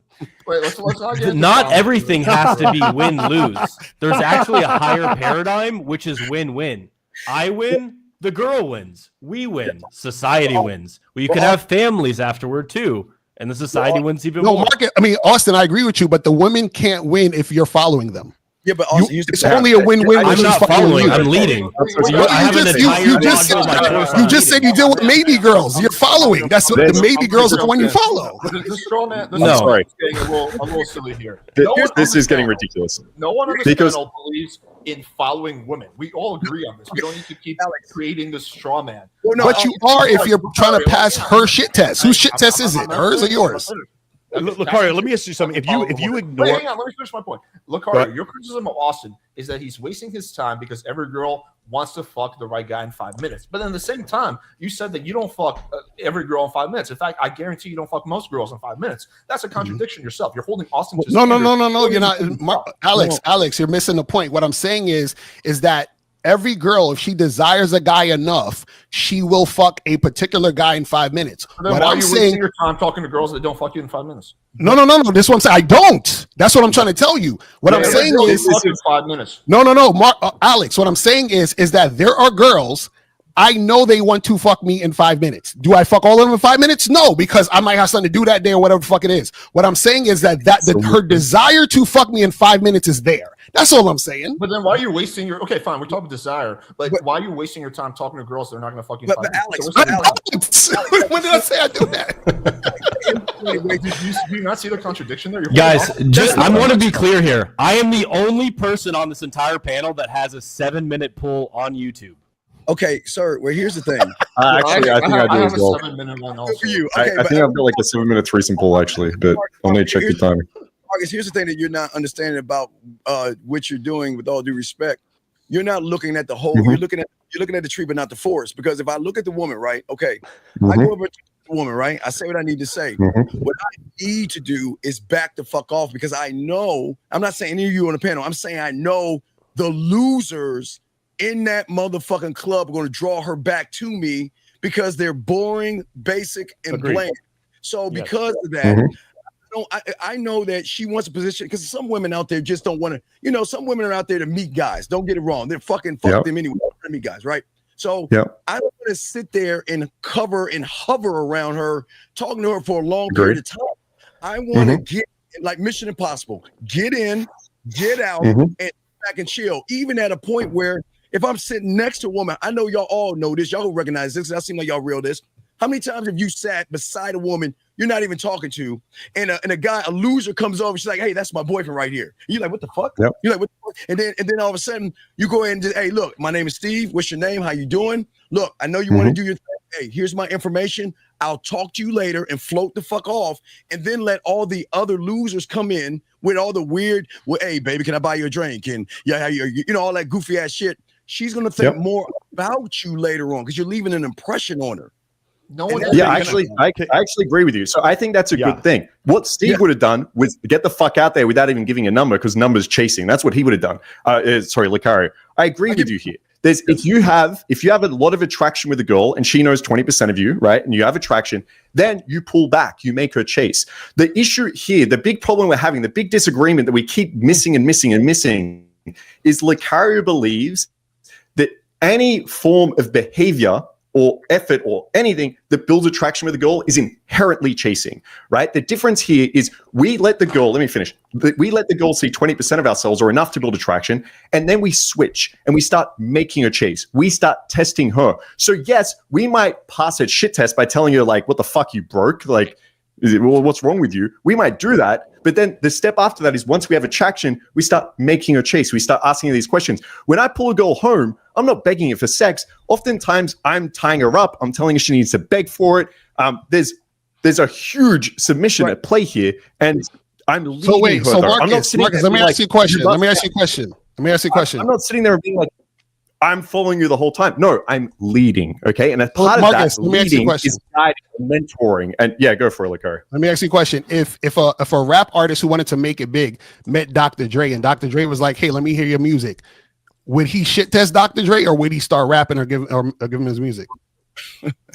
Okay, that's a great question. If you found out this guy's Dr. Dre and he's proved himself and you know how amazing he is, of course. But if that's just a random guy, say it's an alternate universe, I rock up and this guy's like, hey, I want to hear your music, and I didn't know who the fuck he was, I might be like, dude, I'm busy, all right? I got better shit to do. I'm not showing you my music. But if he was able to prove himself and show that, and I saw who he was, I knew 20% of who he was, yeah, of course there's no shit testing going on. Marcus, that's my point. So women see you as a random regular guy that she doesn't see as a man that she wants to fuck with. That's my point. She doesn't see you as that dude who's that guy. That's my point. You think that if you approach a girl, yes, the point is to show that. You're going to think you're Dr. Dre. When guaranteed, especially if she's hot girl, better looking guys and guys who are just as confident. But Alex, why are you Dr. Dre in 30 seconds in her mind? Because when I approach women, there are women who treat me like I'm Dr. Dre, who treat me like I'm Chris Brown. So if I'm dealing with women and they act that way towards me, why the fuck would I deal with a woman who's acting the other way? That makes no sense. It's going to be a very, very small percentage of women who. No, it's not. But that's what I'm saying, bro. Bro, this is what I'm trying to say. I have consistent situations where women are responding to me that way by me just going up to them and saying hi. It's that simple. Wait, watch this, Alex, real quick. Yeah, so, I just don't think that works on. Alex, we can all do that with ugly girls and then say it's subjective. We can all do that. It's easy. See, this guy with the ugly girl shit. All you guys It's true. Confident. Wait, listen, check this out. All you guys are sure and confident in yourself. I give you that, and I can't take that from you. But we got to look at the people that are trying to learn from us. If we're telling somebody to spend time, that when they look at a woman, the moment they say she's beautiful, she's attractive, what do I have to do to impress her? They're going to fall off their square because they're not going to know. I get it. You got to build attraction. But if you don't find yourself attractive, how can you build attraction if you don't even believe that you deserve or that woman deserves to be with you? How can you? A silly straw man. Everyone on this panel believes they're attractive. No, I said you guys. I didn't say you guys. Nah, I don't believe. I believe that shit. Because in no disrespect, but you there ain't no way you can believe you're attractive, and a woman shit tests you, and you're like, well, man, let me pass her test. How, like, I don't even understand how you would allow a woman to disrespect you like that. That's crazy. Okay, why are you interpreting it as disrespect? It is disrespect. It is disrespect. The rule that you have attributed to that. That's the meaning you've attributed to it. That's not. So Austin, if I was trying to get a job with a company, and the boss of the company said, "Hey, Locario, you're a little darker than the guys I usually hire. I don't know about you." Should I be like, well, he's shit testing me. Let me try to get this money. I'm gonna try to get this $100K a year, and let me pass his shit test. What? You're going for the interview, right? And you met the boss for 30 seconds, and you're like, "Well, give me a job, bitch." Like, I'm Mr. Locario. I want a job. Right? What I'm saying to you is that you guys don't believe in yourself enough. This is the thing. You guys don't believe in yourself enough to think that a woman, because this is the thing. Everything that I'm saying is what I live. So I'm not just talking. I'm talking about what I live. So when I approach women, I have women who smile and they're all teethy. I see all their teeth when I approach them. When I talk to a woman, she's very receptive. What I'm trying to say to you guys is that why do you allow a woman? Well, maybe it's me. Maybe because I don't deal with women who give me that type of energy, and I have a bunch of women who don't give me that type of energy. Maybe because I'm too spoiled with women who actually just respond when I talk and they respond. Energy and you walk away. No. I said when I do get that energy, I walk away. What I'm saying is that if I'm getting the energy of a woman cooperating, then she gets more of my time. This is the funny part. I'm gonna say this and I'm gonna end. I have a question for Locario. Yes. If you walk away from anything but instant compliance, isn't that living to a world like just confined to a world built out of women's knee-jerk impressions of you? Like their instant reactions to you? Yes, because I want them instant reactions to be the woman recognizing what it is. Because check this out. Why would you want to be constrained to that set of circumstances as because it's a reflection of me. It's a reflection of me. If I'm going to a store or a restaurant or whatever, I go to the Subway to get a sandwich. I say, listen, let me get this on the sandwich. When they give me my sandwich, I want exactly what I wanted. So they're reflecting exactly what I wanted. So it's the same thing when I deal with women. And understand this. Hold on, real quick. I'm gonna say this last thing. Last thing. We were just talking about before we was on camera. We was just talking about a guy. We're not gonna say his name. Who got caught for a sexual assault, right? Now, the issue is that a lot of guys out here are dealing with women who don't really like them and who aren't really interested in them and who do not cooperate 100%. So when you don't cooperate 100%, you're dealing with a woman who could essentially say, you know what? Fuck this guy. I felt like he did this to me. I felt like he did that to me. And that's because you're dealing with women who don't give you 100% cooperation. I'm going to mute everyone so I can respond to this. Okay, because this is getting so silly now. This is just straw man after straw man. No one on this panel, hang on, no one on this panel is advocating chasing girl to death and trying to fuck a girl who's not into you. Here's the difference, is that you're looking at very binary. If a girl doesn't give you instant compliance, I'm going to walk away. What I'm saying is, especially if you're going for the hot girls, some girls will tease you. They'll be playful, right? That's common. That's kind of flirting. So if you expect instant compliance from a girl within 10 seconds, then you're missing out on the vast majority of your options, especially the hotter ones. And specifically, this logic would not hold up in any other dimension. Like you're doing sales and you walk in the door to a customer and within 30 seconds, he's like, I don't know if I want to buy this. You're like, all right, fuck you, man. My product is awesome. You don't want to buy this? This wouldn't work in job interview. This wouldn't work in any other department. So, Alex, do you have a sales page? Within 30 seconds, someone has to. Alex, do you have a sales page? I got this one. Watch, Alex. Hold on. Watch the car. Watch this, Alex. Watch. I'm gonna explain it very simple. I'm gonna ask you two questions. A question. They'll make a statement. Well, just engage in what I'm saying. Okay. Why? I'm gonna break it all in. Now we've all walked down. We all been to the mall. Yes. And we've all walked down, and then somebody with a fucking clipboard comes up to us and say, hey, how you doing? And you automatically know that motherfucker's trying to sell me something. You like, no, I'm not interested. Can we agree on that? Can we agree? When we walk down, we've all seen that, right? We can agree. Now, Alex, you're my dog, but I hate you for this because I'm giving women credit for something. I fucking hate doing this, but I got to keep it a buck. Women have this thing called emotional perfect pitch.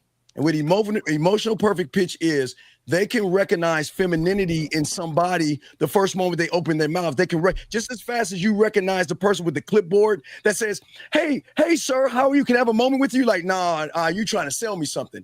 Women can recognize that in somebody, but what they can't recognize in a man is that they can't recognize fear. They can't recognize anxiety. They can't recognize worry. They can't recognize, oh my God, you're special. That's what draws the interest in within the 5 minutes where everybody else is nervous. And I'm not saying the guys are the We're moving the goalposts. We're talking about the first 30 seconds. Now you're right, but I'm saying Alex, the first 30 seconds again with the clipboard, the first 30 seconds of the person saying, hi, sir, how you doing? What comes to your mind in the first 30 seconds when someone you know with a clipboard walks up to you and says, hi, you have a word? We all agree with this. You're just saying things we agree. Like, all we're saying is just because she knows you're not a feminine bitch doesn't mean she's going to sleep with you. There's more standards than this. And there's also been people with clipboards who were able to get me interested in the cost. Like, they make a really good point. Like, hey, yeah, they had to chase you down, Alex, right? They had to chase you down, right, Alex? No, they didn't have to chase me down. Maybe they just said hi to me and they compliment something I was doing, and I was. Oh, so you trying to tell me they cooperated with? So you tell me you cooperated with them easily, Alex? Is that what we're saying? Alex, what do you mean I cooperated with them easily? No. One minute you said no. My natural reaction is to dismiss salesmen, but sometimes I get hooked. Like sometimes they able to convince me. This is just how sales. But how? So Alex, you're saying you cooperated as soon as they talk to you? Alex, you watch. Wait, hang on, stop. Is this what I said? Is that what I said? That's what you said. I was making fun of you saying that they chase you down, and then you said no. There's some people I stop and talk to, right? Okay, this is getting ridiculous. The only thing that is happening here. Can you guys actually engage in the points I'm making? The only thing that's happening is straw man. Yeah, Steve seems honesty. Locario seems like he's coping so hard, right? The thing is, he used to get hurt before. He's way to deal with it now. How am I coping when you guys are chasing women? Really hard at the beginning. As soon as he gets rejected, he's not even willing. A girl says, "Is that your best line, or is that the only thing?" Or like, "Can you buy me a drink?" And he runs away. Marcus, why do I need to do it when I have other women who comply? That doesn't make any sense. Who is more secure in themselves? The guy that can look back at the girl and put her in a fucking place, or the guy that runs away? Well, Who is more why do I secure need in to that put her in her place if Marcus? Do I need to put a woman in her place if she's already in her place? What place are we talking Well, about? she's not in her place. That's the whole point, bro. She doesn't know who the No, fuck but you that's are. my point. She's not in her place with you, but she's in her place with me. That's my point. I don't have to deal with what you have to deal with, brothers. That's all I'm saying. You're only getting the sixes. They're the only ones that are already in their place because they see Marcus, guys. how can you tell me what a 6 is? Marcus, tell me what a 6 is. Marcus, tell me what a 6 is.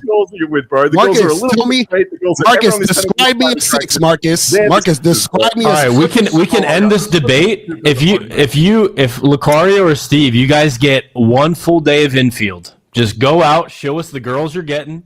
Show us. Austin, we're not pickup artists. I'm not here chasing women, bro. What are you talking about? They're not going to do it. They're not going to do it. Listen, if you're against showing objective evidence of what you're Bro, doing, didn't we just then talk just say about it. some dude who's probably gonna go to jail for filming women?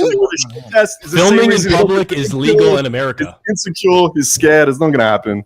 Don't even bother asking. Oh, you guys. There are thousands of Run away. YouTube channels that have footage in public. That's not.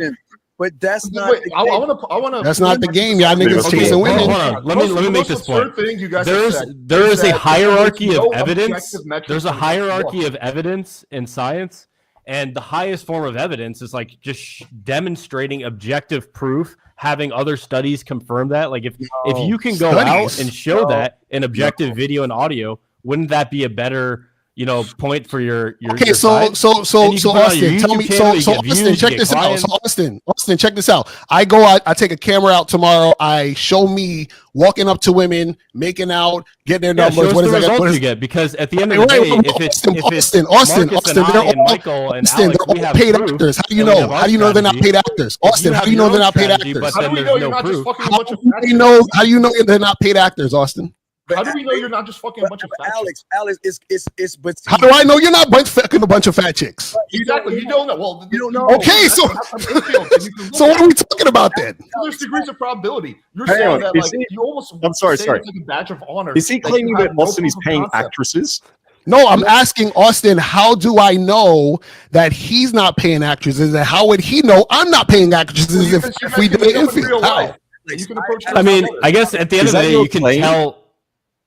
They used to do this in the seduction community. I'm telling you, they used to do that in the late 2000s, early the 90s, where they would hire models and things like that. But you're saying, why? Okay, you say I need to go to Infield when I get this. Listen. Hello, handsome. And yes, you made my day. You always make my day. That's Bro, I wasn't gonna go there, but you sent me some proof of results. One of them was a fucking beast girl. No, but you know it's a beast girl to Alex, you. your mic voice is way one low. thing, but Alex, I like your audio- the girl your audio that the thing voice is is too coming low. from to be attractive. All right, Austin, you can see me with Sneeko. But see that's their cope. Their cope is, well, the things you're doing with ugly women. And again, it's subjective. Okay, do you guys you can claim I something. think we all agree on that. Like I said, I think that's the end of the about this. discussion. I agree with you. Hey guys, can I ask? I want to ask Steve and Locario something. We have something we may all agree on here. What if you're a guy and let's just say you're a guy and let's say I like dubstep, I like trap music, I like hip hop. I throw a party, right? I have a mansion. I throw a party with my friends. I throw a party, and at the party, women see me as higher status, and then they become attracted to me, and I don't chase them. I don't even look at them, but they come and approach me. Is that what you guys would like? You think that like social circle or using social proof is that a type of game that you guys would do? Well, Michael. Okay, here's the thing. If you had a party and women were coming at you for now, the question is, Michael, are they there for the party or are they there for Michael? That's what I would ask. Well, the thing is, what if they come to the party and then they see Michael? So the exactly, thing is, everything is a function of perspective, right? Yes, so they see Locario from afar, they can't tell if they like him. They come up, notice, and then they hear him talk, and then what happens is what changes in their brain. Their neural pathways changes. So let's just say I host a charity. I host a charity for. There's people that go to Michael's parties who probably don't even know him. Like there's girls that go that don't even know him. Often. Then they become attracted. They know who he is. So I just hosted a party. I host two toy drives every year. I hosted a toy drive. I'm on stage. I'm talking on stage, whatever. And then afterwards, the girls are like, "Hey, thank you for hosting this toy drive." And then one girl asked me out on a date. In that case, is that something you would do? Show high levels of social status to have women chase you. You're not playing into their frame. And some of these girls may have been maybe girls, but they see something that you've done or that makes them attracted to you. Well, Go ahead, Steve. I'll go after you. What I'm saying is, I teach these young men not to stand on actually social proof, but to stand on who they are. I want her to be impressed with me, not with what I have. If I have the mansion, right, and I have these things, how do I know that she's actually interested in me or what I have? Not to say that she's not to say that they're not with you, Michael. I'm just saying that No, I accept that. What I'm saying is, let's just say Locario. Let's just say all of a sudden, you hit it big, you get 2 million subs on YouTube, and now women want to have sex with you. Like they'll see you out in the street, you're out, like just say you're at a club in Manhattan. Girl comes up to you, goes, "Oh, I've seen your ads. Oh, I hate that stuff that you post," but you can tell she's attracted to you. You'd still fuck, right? No, she would have. I'd have to give her. I would have to give her a test to see if she's compliant. Okay. I think the audio so basically, I don't. So for example, like when guys talk about choosing signals and a girl approaching you and a girl checking you out, I don't give a fuck about none of that shit. A woman has to do what I say first, or she don't exist to me. Okay. So even if she cares to me, it's like, Locario, oh my God, it's you. I don't give a shit, bitch. Go get me a water over there. Then once she gets me a water over there, then I'll take her seriously. Well, so the reason why I bring that up is because previously, hold on, Alex. The reason why I'm bringing this up is because previously you had guys that talked about Chris Brown and Drake. And in those situations, are those girls wanting to sleep with Chris Brown and Drake because of who they are as people, or because of the industrial complex, the musical industrial complex has created them into superstars that aren't even real? You understand? Right. No, I agree with you on that. What I'm saying is, I'm talking about the desire. I'm talking about the desire that a woman has to basically pay Chris Brown $1,000 to take a picture with him. What I'm saying is, I only deal with women who up front show me that level of desire. If she's not doing that, I don't fuck with her. Yeah, but the problem is that level of desire that Chris Brown gets comes from social proof. That's the only place. Right, but that level of and I agree with you, Michael. But the desire that I get is from me. That's why I don't care about studies. I don't care about any all that other stuff. Is me. What I'm saying is, I don't think it's weird that if a guy's walking down the street, let's say he works out at like Gold's Gym or what's that place out of Manhattan, Ventura, that gym, and he works out, he's fucking buff, and a girl throws it at him to want to fuck because he's really muscular. I don't think it's weird that he wants to fuck. I think I'm not. Listen, he can fuck it as long as he wants. I agree. He can fuck whoever he wants. I'm just saying that a woman has to earn everything when it comes to me. I'm not just gonna give her shit. That's all I'm saying. To be my girlfriend, I want to test my audio. Is my audio no, it's terrible. What Steve said about she has to earn my dick. What Steve said about she has to earn. What Steve said about she has to earn my dick, I completely agree with that. Totally. To be my girlfriend and to get investment from me, I totally understand. But to sleep with me, if a girl likes me because of my social proof, I don't have a problem with that. Okay, I'll just talk on this. So let's think about someone like a Chris Brown that has social proof, right? But is a fucking Travis Hunter. Travis Hunter has nothing but social proof, right? Travis Hunter won the fucking Heisman. That bitch did not respect that motherfucker to a point where Deion Sanders had to lift that bitch up to make her clap. But we're all in agreement in that. That's crazy. You know what I'm saying, Michael? So what I'm saying is that money and status doesn't make you a man. That's all I'm saying. No one's saying that. Got it. Michael's making the point that having social proof is going to increase your attraction in the girl. But is she attracted to Travis Hunter? No, she. That's what I'm saying. Yeah, you're talking about the exception to the rule. But that is the rule. If a woman doesn't like you, she's gonna use you for all the other bullshit you got. Do you think that being famous gives you an advantage with women? No, what I'm saying is, just answer the question. Do you think being famous gives you an advantage with women? No. No. No. So you don't. No.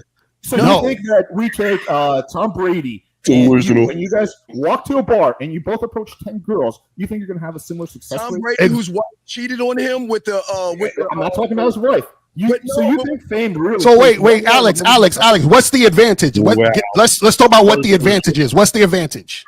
Because women see him as more attractive because he has massive level of status. No. I'm asking Alex. I'm asking a question. I'm asking, what is the advantage? Getting sex, getting women to like follow your lead. What is the advantage we're talking about? Both for initially, she's more likely to follow your lead initially. Also, broadcasting strategy for attraction. You can reach millions of women. Faster. Obviously, that if you act like a total bitch over time, that advantage will go away. But initially, you have a massive advantage being famous. Do you disagree with this premise? But that's what I'm saying. You have an advantage of women knowing who you are. You have an advantage of women checking you out and looking and saying, "Oh, he's that famous guy." What I'm saying is the woman still don't fucking respect you. The woman will still play games with you. The woman will still disrespect you and basically being like Travis Hunter, talking about you ain't really my type and kicking him on. That's what I'm saying. Locario. Let's say you become famous. Let's say I give you 20 million subscribers. You become super famous. Do you think that you're going to have better results with women, or no? They're going to stay exactly the same. They're going to say the same because I got games. So it doesn't matter if I got 20 million subscribers. But I think, Locario, you would have more though. Locario. Hold on. The thing is, Locario, I do think you'd have more because you'd be able to scale whatever you like, whatever energy, whatever masculine energy you're broadcasting, you'd be able to scale it to more women. But the thing right, I would have more women. I would tell no. I'd have more women to tell no. That's what I would have. I still think you'd sleep. I still think, Locario, I still think you'd sleep with more women. I'm complimenting you. I still think you would sleep with more women if you had 20 million subs. I believe you would. I believe you would. Yeah, and so there will be more women who cooperate and more women I got to tell no. That's but that's what scalability means. Like that's what makes it scalable. And so my next this all makes sense. Oh, sorry. Okay, my other thing is this for you guys. I'm just curious about this. Yes. Women see other women finding me attractive, and they find me attractive. There's several studies on this. You guys, we call it pre-selection. So it's the same thing. Like I do, multiple books about this. When I walk into a club and I have two beautiful women with me, other women come up and talk to me. Is that still part of it, or should I not talk to that girl also because she doesn't like me for me? Or is it okay for her to say, okay, that's a choosing signal. I see two other fine women choosing him. I might want to choose him also. But what are they choosing? Right, that's what I'm about to say. I'm saying why is the girl? So the girl's coming up to you because she see what two other girls. That's what you're saying. Yes. Yeah. Right. So again, when I go talk to her, she's more likely to be cooperative because she's had we'll think about what Steve said. She's been talking to losers all night. Now I walk up. I'm not even trying to talk to her. I'm with two hot girls, and then she's like, okay, there's something different about this guy. I want to go and talk to him. There's got to be some visible or verbal cues for her to find attractive. Something she has to find attractive. Michael, what I'm saying to you, Michael, is that you're cold enough in the game. You don't need two bitches by you, which you'll recognize that you can get two bitches. Wait, just engage in the argument. Do you think that being famous gives you any kind of advantage with women? Right. So again, if she comes up to me and I got the two girls, right? Yeah. She still has to comply and cooperate. I still got to give her a task. We all know that. We're discussing. Is it easier for a girl to comply if you have tons of fame? No, it's not because she could apply at first because I'm famous. She's not showing consistent. Let me paint a picture for you guys from my friend who is very famous. He's a Korean pop star. He gets girls delivered to him. He has a pussy coordinator bringing a girl to him. He barely talks after the concert, and the girl just takes her clothes off and he fucks them. And he can so how does he test the woman to see if she's actually there to fuck him because she desires him or fuck him to her clothes are already off at that point. How does she know? How does he know he's not getting set up? Fuck me. How does he know he's not getting set up? They signed an NDA beforehand. No, I'm saying how does he know that this woman isn't fucking him to set him up? I'm just asking, what is his protocol for that? So his protocol is he has a pussy coordinator on his Instagram and what is the who pussy deals with all the do? DMs of the girls trying to have sexual intercourse with him. Then the pussy coordinator has the girl sign an NDA. She basically is there. He can fuck 3 girls, 4 girls, 5 girls a night on like a conveyor belt. And what is the sign that the woman is not going to be the type of woman who's going to basically say he did something to her after the fact? What is the sign he's looking for? Saying that she consents. No, what I'm saying is, what is the sign to look for that she won't do that? I see where we're coming from. I understand where you guys are going with this. Go ahead. Marcus. Yeah, sorry. Let me just quickly say the big issue here is a mindset issue, right? These guys are saying, I know myself and I understand who I am. I'm not sure of that, right? Because the issue here is Michael Sartain knows himself, okay? He knows he's great with women and he's really good with them. So when he has 2 girls on his arm and it demonstrates that, he's not insecure. If girls come over because they're like, oh, he's really good with them. Yeah, exactly. That's me. I know myself. I am really good with women. So if you come up to me because I got 2 girls on my arm, awesome. If I travel around and I'm wearing like a nice watch and I've got a suit on, this isn't me, but let's say I shouldn't, and they say, wow, I want to meet this guy because he's really successful. That guy shouldn't be insecure about that. That's who he is. If I take my shirt off, I've got a six-pack, and some girl's like, damn, she wants to touch it, that's why I know myself. Now, yes, there are times you might want to be a little bit worried that a girl's not just using you, let's say, for money, and there's ways you can test for that, but you shouldn't be insecure about the fact you got two girls in your arms and girls are attracted to that. It's showing who you are. You're demonstrating that. That's not an Nobody's saying about being insecure. No one's talking about being insecure. I'm just saying what Michael was saying, that if he walked into the club with two women, I'm saying that when you know you're that motherfucker and Michael feels that he's that motherfucker, you should not give a fuck if I got two bitches, three bitches, four bitches, and no bitches. But when I talk to your ass, you're going to recognize I can have two women on my shoulder. Agree. Yeah, I don't think Michael needs that, but it helps. Yeah, there's ways, the man mindset, there's ways to be able to show that. I agree. You don't necessarily have to have two girls on your shoulder. That is like the best way to do it. But if I go up and I talk to the girl and she immediately says, you're going to buy me a drink, there's ways I show I'm good with women. It's not walking away, right? There's ways I show that. I'm like, what are you, fucking broke? Right? That's how I do it. And then I can have a conversation and I can talk and I can demonstrate, hey, this guy's good with women, right? He knows what he's doing. He's probably got pre-selection here, 100%. There are other ways to show it. The easiest way visually, have two girls in your arms. If not, you do it through your behaviors. The behavior is so Marcus, let me ask you a question. What happens when a really hot girl I talk to gives me no shit test?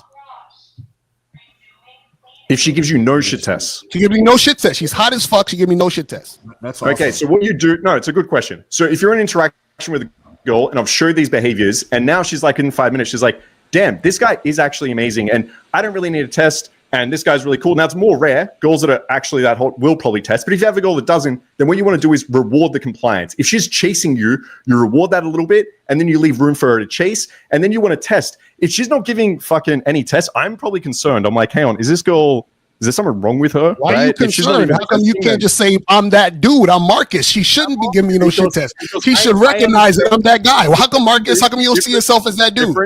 Different to you, I understand women. I understand really successful, high-value women that have a lot of guys after her. I realize that this girl is probably going to test unless I've shown it. If I'm walking in with five girls on my arm, are you the same as the other guys? Or are you different? If I'm walking in with five girls on my arm, I know I've shown it. But if I've only showed 1%, I expect a test. If I've showed 20%, are you the same as the same? Do you shower before you go out? Nah, bro, that's trying, Mr. Locario. Yeah, this is listen. All right, I have a question. I have a question for the other side. Stop. I want to get an answer to this. Locario, do you shower before you go out? Yeah, sometimes. Okay. Hey, listen, it's nice and cool in New York. You don't have to shower. It's cold as shit outside. I'm not going to the corner store. I don't shower. That's what I'm saying. If you're the man, then it shouldn't matter if you smell bad, right? Can I bring up one other thing when you guys were talking I want to get about an answer to this question. All right, go ahead. I want to get a clear answer to this. So if you're the man, then it shouldn't really matter if you smell bad or not. So what's the point of showering? No, I've fucked women smelling bad. They told me not to take a shower. They want to smell my sweaty nuts. Some people so you think that smelling bad does not put you at any kind of disadvantage, right? Not me. Okay, so this what I'm trying to tell you. Listen. I understand, but you guys got to understand that we're living in Mr. Locario, I'm not going to have you check my flight, my airplane before it takes off to make sure that it's optimized for takeoff and landing, because there are things that you can do. You wear nice clothes. Okay, I see his point, but I'm going to add nuance to it because there's another level. Dude, I did this challenge with my friend. We saw how long we could go without showering and still have sex. We went a week. So it's not like you have to smell amazing to get results. It's just there are certain things you can do to optimize your results. Smell amazing for me. I like the way I exactly. Well, that's what I'm saying. I agree with you, Mike. To set yourself up for success, you're going to do the basics, right? I'm not even going to do that. It's good to smell. No, I was in the military for 7 years, smelling like swamp ass. I don't want to do that. Okay, I have a question. So a lot of this debate has been around us. Everyone on this panel has gotten laid with more girls than we should probably in our entire lifetimes. It doesn't make any sense how many girls we slept with. However, there's a lot of people out there that they don't get any yes girls. They don't get any girls that are just like, oh my God, this guy's the shit. Yes. Like, what do you tell the guy he's 4'11", he's got like some deformity. He's whatever, it doesn't need to be that extreme, but most guys are, half of guys are below average in looks, and what women perceive It's Looks. like 80% of guys they perceive as below average or something ridiculous. Yeah, man, So I'm what do you saying tell so. those guys that they've done all the looks maxing they can, I tell but you, they're still not getting girls going, oh my God, wow, so Because attractive. Austin, because they're still ugly on the inside, brother. It doesn't matter. Exactly.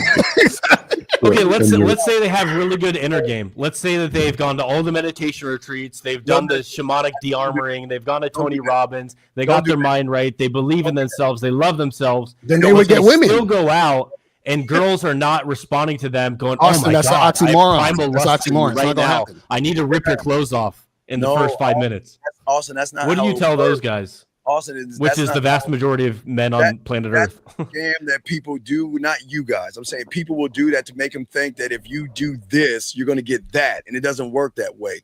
What these young men have to understand, overstand, that at the end of the day, they don't understand themselves to realize that they are the only. I would tell them always, you're the only one of your kind based off your fingerprint. So why not learn your language? Stop trying to learn the language of another man, because that's what's fucking you up. You need to understand who you are and stand on who you believe in. And then guess what? And I've always told them, when all of our parents got together, right? And this is the truth for all of us, we all got to the egg. So we're the winner, right? We're all fucking winners based off of that analogy right there. So what I'm saying is there's some point in your life where you stop believing in yourself and you start taking things and label them and creating limiting beliefs for yourself. And then the man that has I agree with everything you're saying, but my perspective is that success in dating is half the inner side of it, which is how you relate to yourself, your authenticity, the things that you guys are talking about. Authenticity, being congruent, not all the things that make a man like a man, like the inner side of that. But I think that there's another aspect of it, which is the outer side of it too. Fashion. But the outer is the reflection of the inner. Skill, right? Verbal skill. Austin, it's the reflection of the inner, bro. That's what we're saying. The outer is a reflection but the of the thing inner. is, your inner is not everything. Like I could have an insane inner game, believe in myself. No, your inner is everything. Create an AI product? Probably not. I don't have the skill for that. Right? No, do you know But what? if you wanted to create an AI product, wouldn't you learn how to create that? I'm going to do a better analogy. Let's just talk about dating. So I could have a great belief in myself, but if I have zero practice talking to girls, that anxiety is going to come in there. But Austin, if you had a great belief in yourself, you would go out and practice. That's what I'm saying. Like it goes hand in hand. You're not going to be the same guy that says, "Man, I believe I could do these things. I desire to do these things. I want to do these things," and then you're not doing these things. So then, if you're not doing the things, you don't want to do them. You see what I'm saying? But those aren't the inner things. That's the outer game of you trying. Things. Right, but you trying comes from how do you try to do something without it first being inside you? Yeah, it's got to be inside you. So there's that. You bring up a good point. There's multiple ways to try things. One people say is, focus on the inner. Like Tony Robbins' belief can happen in an instant, change can happen in an instant, which I do believe. I think it's kind of a process of outer and inner. You go out, you try things, you're implementing the seduction skill, you're seeing what works, what doesn't work, and then you come back and you work on like what you guys are talking about, your beliefs at home. So this girl rejected me. Am I going to say that that's because I'm a piece of shit? No, I'm going to use it to say some women they don't like me. It's fine. And that's okay. I don't believe or what's something I could have done better in my approach? What's something I could have done better? Wait, real quick. I'm going to take a break and to assess my audio because it's getting frustrating because I have so many people. So I think it's constant oscillating back and forth. Stop. How's my audio? Alex, you're good. Alex, you're good. Your audio sounds good now. You're good, brother. There we go. Alex. So I think it's constantly going back and forth between trying things and then reinterpreting it in your mind, like you said, in a way that builds up those strong beliefs in yourself. I'm the shit. I'm awesome. I love myself. Women don't determine my value. Blah blah blah. All that stuff is great, but I think it's both. But if women don't determine your value, what is the rejection? Because isn't a woman allowed to say no? I have a boyfriend, or I'm not interested. So all you can do as a man is present yourself. What the fuck happens after that is none of your damn business. It shouldn't matter. No, you can calibrate. It is part of your damn business. You can. Like, if the girl has a concern, for example, and she says, "I think you're a player" or some shit, you can persuade. You can do that. It's not just about showing me and then let's see what happens. There's another person in front of you. There's other variables. That's like playing a fucking basketball game and be like, I don't care about anyone else. I don't care about my opponent. You're going to have to react to them. There is going to be a back and forth, 100%.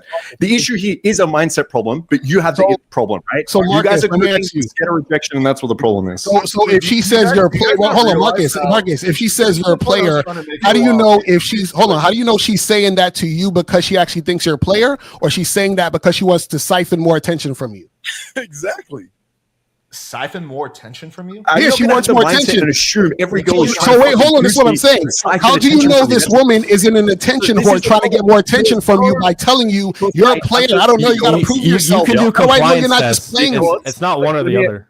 All right. Yeah, you can check Listen, I'm compliance. going to answer your question, then we'll let Alex speak. But I understand women. That's why. So if I see that she's just trying to siphon attention, then I use that to my advantage. I pull back a little bit and let her chase for that fucking attention. And now we create a dynamic that she's really invested. She doesn't see me, the guy that's going to give it to her, and she becomes attracted. Then she falls in line. Well, She becomes Marcus, what if she compliant. never That's becomes how- attracted because she never liked you in the first place, Marcus?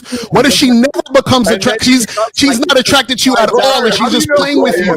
You go out, you talk to a girl. Kokario, you have right? no idea what you're And talking how do about. stop, You have no idea. You go out and you talk to a girl, and how do you know for a fact that that girl, even though she seems she's acting like you're the man, is not just pretending? Consistent cooperation. It's that simple. Okay, so can I bring up one other Consistent Alex, cooperation. Okay, so Alex, how do you know she's not pretending? Look, How do you know the she's sixes. Can I bring up one other That's idea? Alex? you guys date sixes, bro. I'm gonna get an answer to this question. Lucario, you could that shut she's us up not doing right a now. really Just good show job some acting? photos with the girls. But No, what is hold on.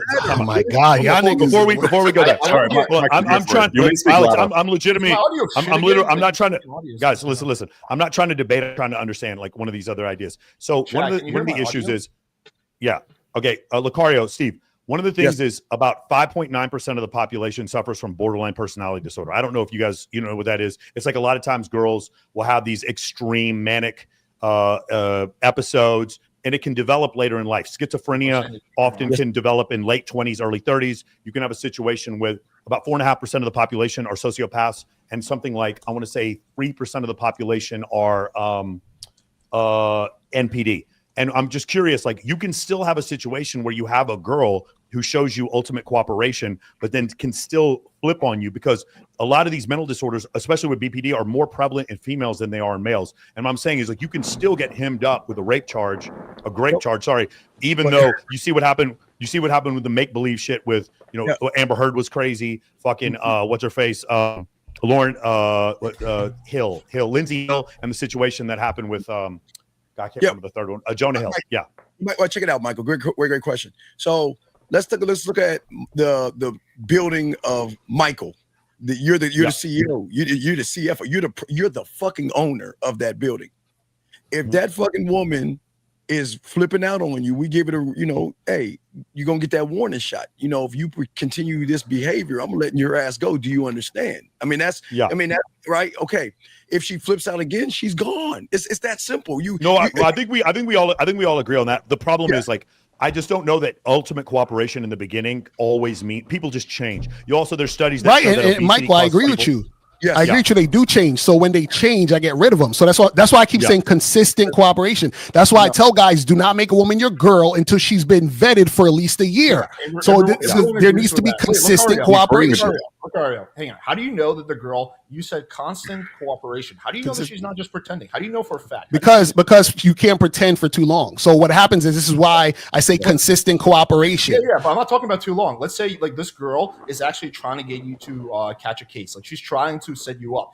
You pull her that night, you have sex with her. How do you know that? She's been cooperative, but how do you know? Right, because the things that I do, right? I tell her to do certain things that are usually out of her way. So for example, let's say if I'm on a dating app with a girl and I say, hey, meet me here. The place I'm telling her to meet me is an hour and a half away. You understand what I'm saying? When I'm in a situation, right, I'm interacting with her and I'm flirting with her in a way where she would actually have to cooperate consistently in that moment to show that she's actually interested in me. So a girl who's not interested in me isn't going to go the lengths that I tell her to go.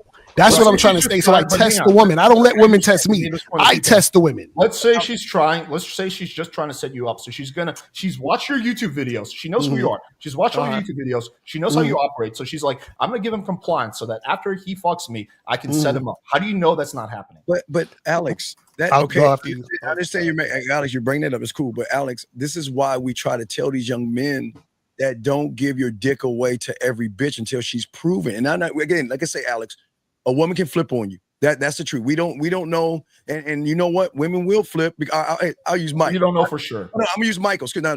Use Michael. Michael, who has these women.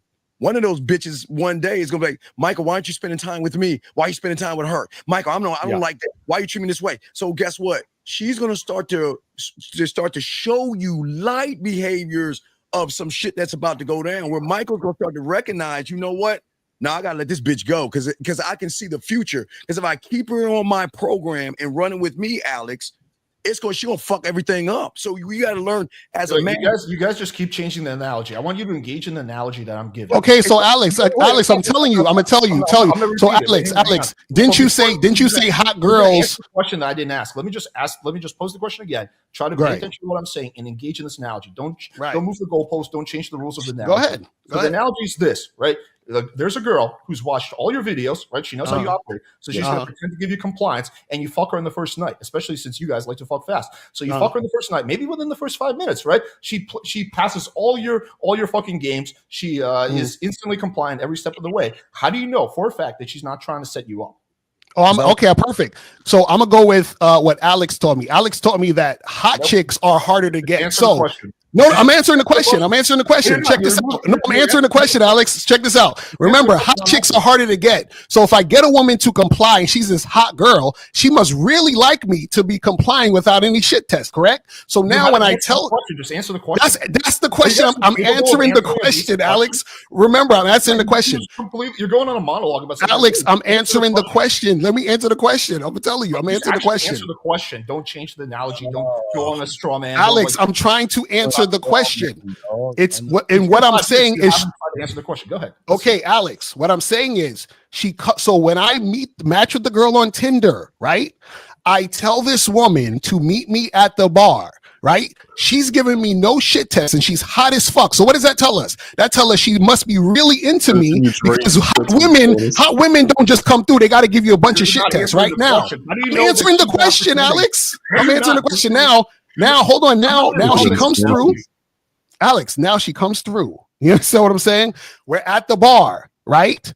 I'm buying each of us a drink. We're talking, we're having a good conversation, we're flirting, she's showing me interest, we're making out. You understand what I'm saying? She's touching my dick, right? She's doing all of these things, right? Now, what happens is that when she's coming over to the crib, right? We do our thing and we make the thing happen. Now, once she leaves, I tell her, hey, send me a text and let me know you got home safe. You understand what I'm saying? She sends me the text. We make that happen. Right now. You didn't answer the question. I'm telling you how. Alex, you're giving me your strategy for minimizing risk, but how do you know for a fact? 100%. Or 99.9%. Because I only deal with women who cooperate consistently. That's the answer. Yeah, maybe she's seen your videos and she's pretending. How do you know that's not happening? Alex, for me, again, with all due respect. No, hang on. Wait, I don't care about you. I want Locario to answer this question. Bro, I told you the answer. You didn't consistent cooperation. So Alex, she's not just acting.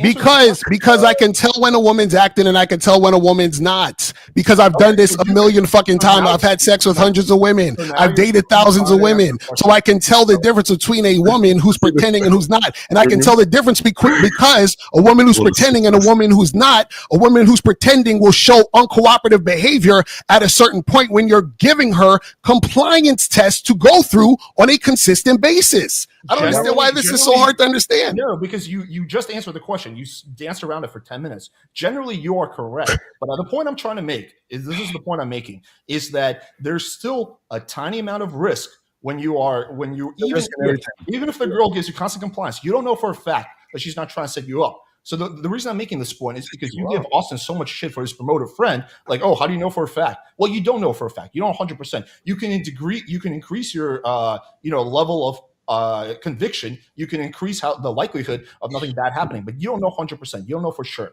Nothing's 100%, sir. Right. So Alex, so you're going on the 0.00000000001 point chance that this girl is just gonna somehow be like, he fucking did this to me. No one's saying you should do that. But maybe then you shouldn't criticize Austin's friend for also having very low risk. criticizing his friend because he doesn't realize the women who fuck him don't like him. They like the fact he's famous. That's why they're fucking him. How do you know that? Do you know this guy personally? Because they don't know him. They know he's famous. That's it. That's the type of guy he is. He's a famous motherfucker. So they're fucking him. What are you talking about? Yeah, no, you fuck me. You fuck me.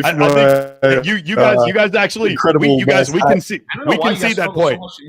Hold on, stop. I can see that point. Women often fuck me because they don't even know. I agree. I totally agree with you. Yeah, I've got other girls. Boys, I got to go. Thank you so much. Mr. Locario, good luck with the inner mindset. Okay, let's try understand that it's okay. This nigga he know how to pronounce my name. He trying to be disingenuous. Listen to me. No, listen to me, guys. I gotta give you a shit test for you to respect me, don't I? I gotta give you a shit test for you to respect me first. Chasing, all right? Stop chasing so hard. Jesus Christ! All right, love you all. The answer to the question,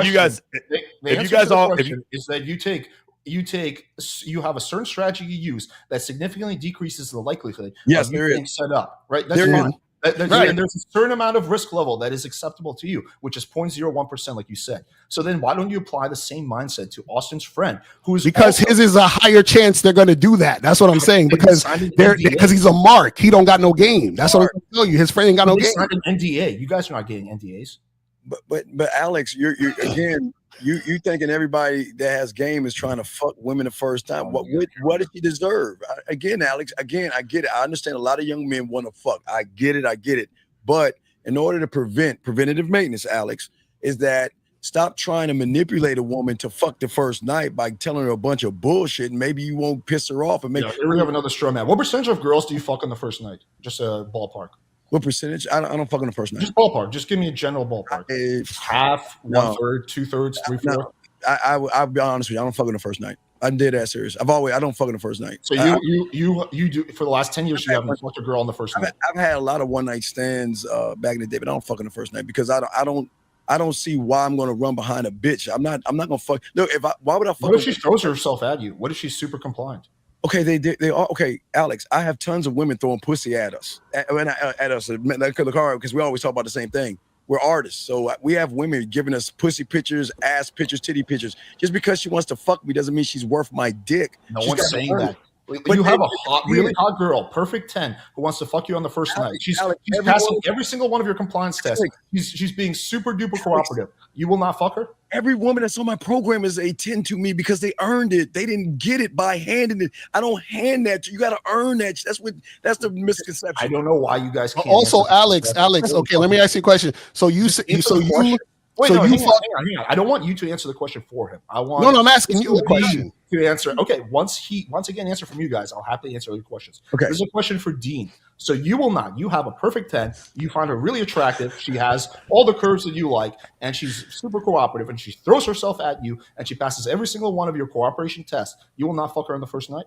She hasn't passed any of my cooperation tests. You can't do that in one night. I'm just being honest with you. You can't pass that shit. Okay, so you wouldn't fuck. So you wouldn't actually be interested in fucking a girl within the first 5 minutes. Well, I fucked some quickly, but you don't want to do that anymore. You don't want to fuck girls in 5 minutes. Well, because I'm trying to teach these young men to stop being so damn desperate. I'm just talking about you. So why are you even talking about a girl fucking in 5 minutes? You don't want to do that yourself. I don't talk about fucking in 5 minutes. I talk about that. That's not Steve. I do. That's not me. I don't talk about. That's I guess that's somewhat of an answer. So you will not fuck a girl on the first night, no matter what she does. Because if she's going, I don't believe that for a second. By the way, what if she makes a really compelling argument? Okay, Austin, it doesn't matter about the compelling argument because if she's gonna fuck me in the first 5 minutes, who should? Dude, 5-paragraph essay why I should fuck you. No, I don't need a paragraph. That's a lot of cooperation. Okay, when you have women after you, you get to be choosy and picky. Again, Michael, I know you understand. You get to have Michael. I feel because I'm gonna use you as an analogy to two women. Do you think the two women get to be with Michael because they want to be with Michael? No, fuck no. Michael said, "What are you doing to earn being on my fucking arm?" And I'm not gonna put you on my arm just because you look good. You've got to move good. You got to prove something to me. You gotta climb that fucking mountain to my dick, my time, or my respect. Or I'm not fucking with you. Because you shouldn't give your dick away for free. They should have to earn it. And when you have the mentality of what I call diamond dick and I run after pussy, you get more pussy thrown at you because that's what everybody think about. Okay, wait, real quick. Think about simply because it's not going to sound like a straw argument, Alex. I know you're about to say it, but What is the difference between a cubic zirconium ring and a diamond? What is the difference? They're both shitty ass pieces of glass that have no value. But why all these guys using cubic zirconium dick versus a man that has diamond dick that says, you got to earn me. You just can't have me because you want me. That's where the value comes in. Okay, so just to clarify, you will fuck a girl really well when you fuck her, right? Like you're gonna go out your mate. I'm a great lover. I teach sex. I'm an ex-gigolo. I'm a great. Why do you care what some random girl thinks about your fucking abilities? Well, I don't care what she thinks. I don't care about the woman at all. That's what I'm trying to say. I don't give a fuck about these bitches. You are great in bed, but you don't care at all about her. Right. Because I had to learn how to be sexual, sensual, romantic, kinky, dirty, nasty, naughty. I had to learn my mouthpiece. I had to learn how to tap into their fucking mind and get their pussy wet. I can make them come with my mouthpiece. I don't need to fuck you. But why would you want to? Why would you want to make her come with your mouthpiece? You want to know why? Because that's the beauty of the game. I don't want it easy. I like to be last in line. It seems like you care about women, but you feel like it would drop your status to admit that you care about women. I don't think it would drop your status. You can just say that you love women. That's the part you're not getting. He's basically saying that everything he's doing is for himself. That's the part. Yeah, but to be a great lover, you have to think about the other person because that's who you're getting off. In the bedroom, I'm very unselfish. In the bedroom, that's why I teach my guys. Yeah, and there's nothing wrong with that. I don't think there's anything wrong with that. In the bedroom, I am very an unselfish lover in the bedroom. I just don't know why you care what random girls think about your fucking abilities. Well, no, I don't care what they think about my fucking abilities, but they're going to tell I can't fuck by how I talk. Which you on the outside. Dude, his referral structure, he's getting referrals. No, who I am on the outside, they're gonna recognize I know how to fuck because I'm not running behind pussy. Only because you're unselfish, but you don't give a shit at all about their experience. Yes, I'm very unselfish, but when she's lucky enough to get on my roster and get some of this dick, it seems like every kind of game has its own paradoxes. And this type of game, it's like you have to be not care about women at all, but also care about them so much. Well, I always tell you, man, I want to avoid them getting upset, hurt, becoming incels, going red pill manosphere by putting their emotions in their pocket. Why do you care what she thinks? Because I don't. That's what I'm trying to tell these guys. They need to stop caring. I don't care what she thinks. So wait, what part did he say he care about women? You're a selfish lover, then, right? Because selfish means you don't care about other people. No, it doesn't. I'm selfish as fuck, and I care about a lot of people. Yeah. No. So hang on. So you can care about the girl that you're fucking, but at the same time care about her enjoyment, but at the same time be ultra selfish? Because she earned it. She earned it. No, listen. I don't care.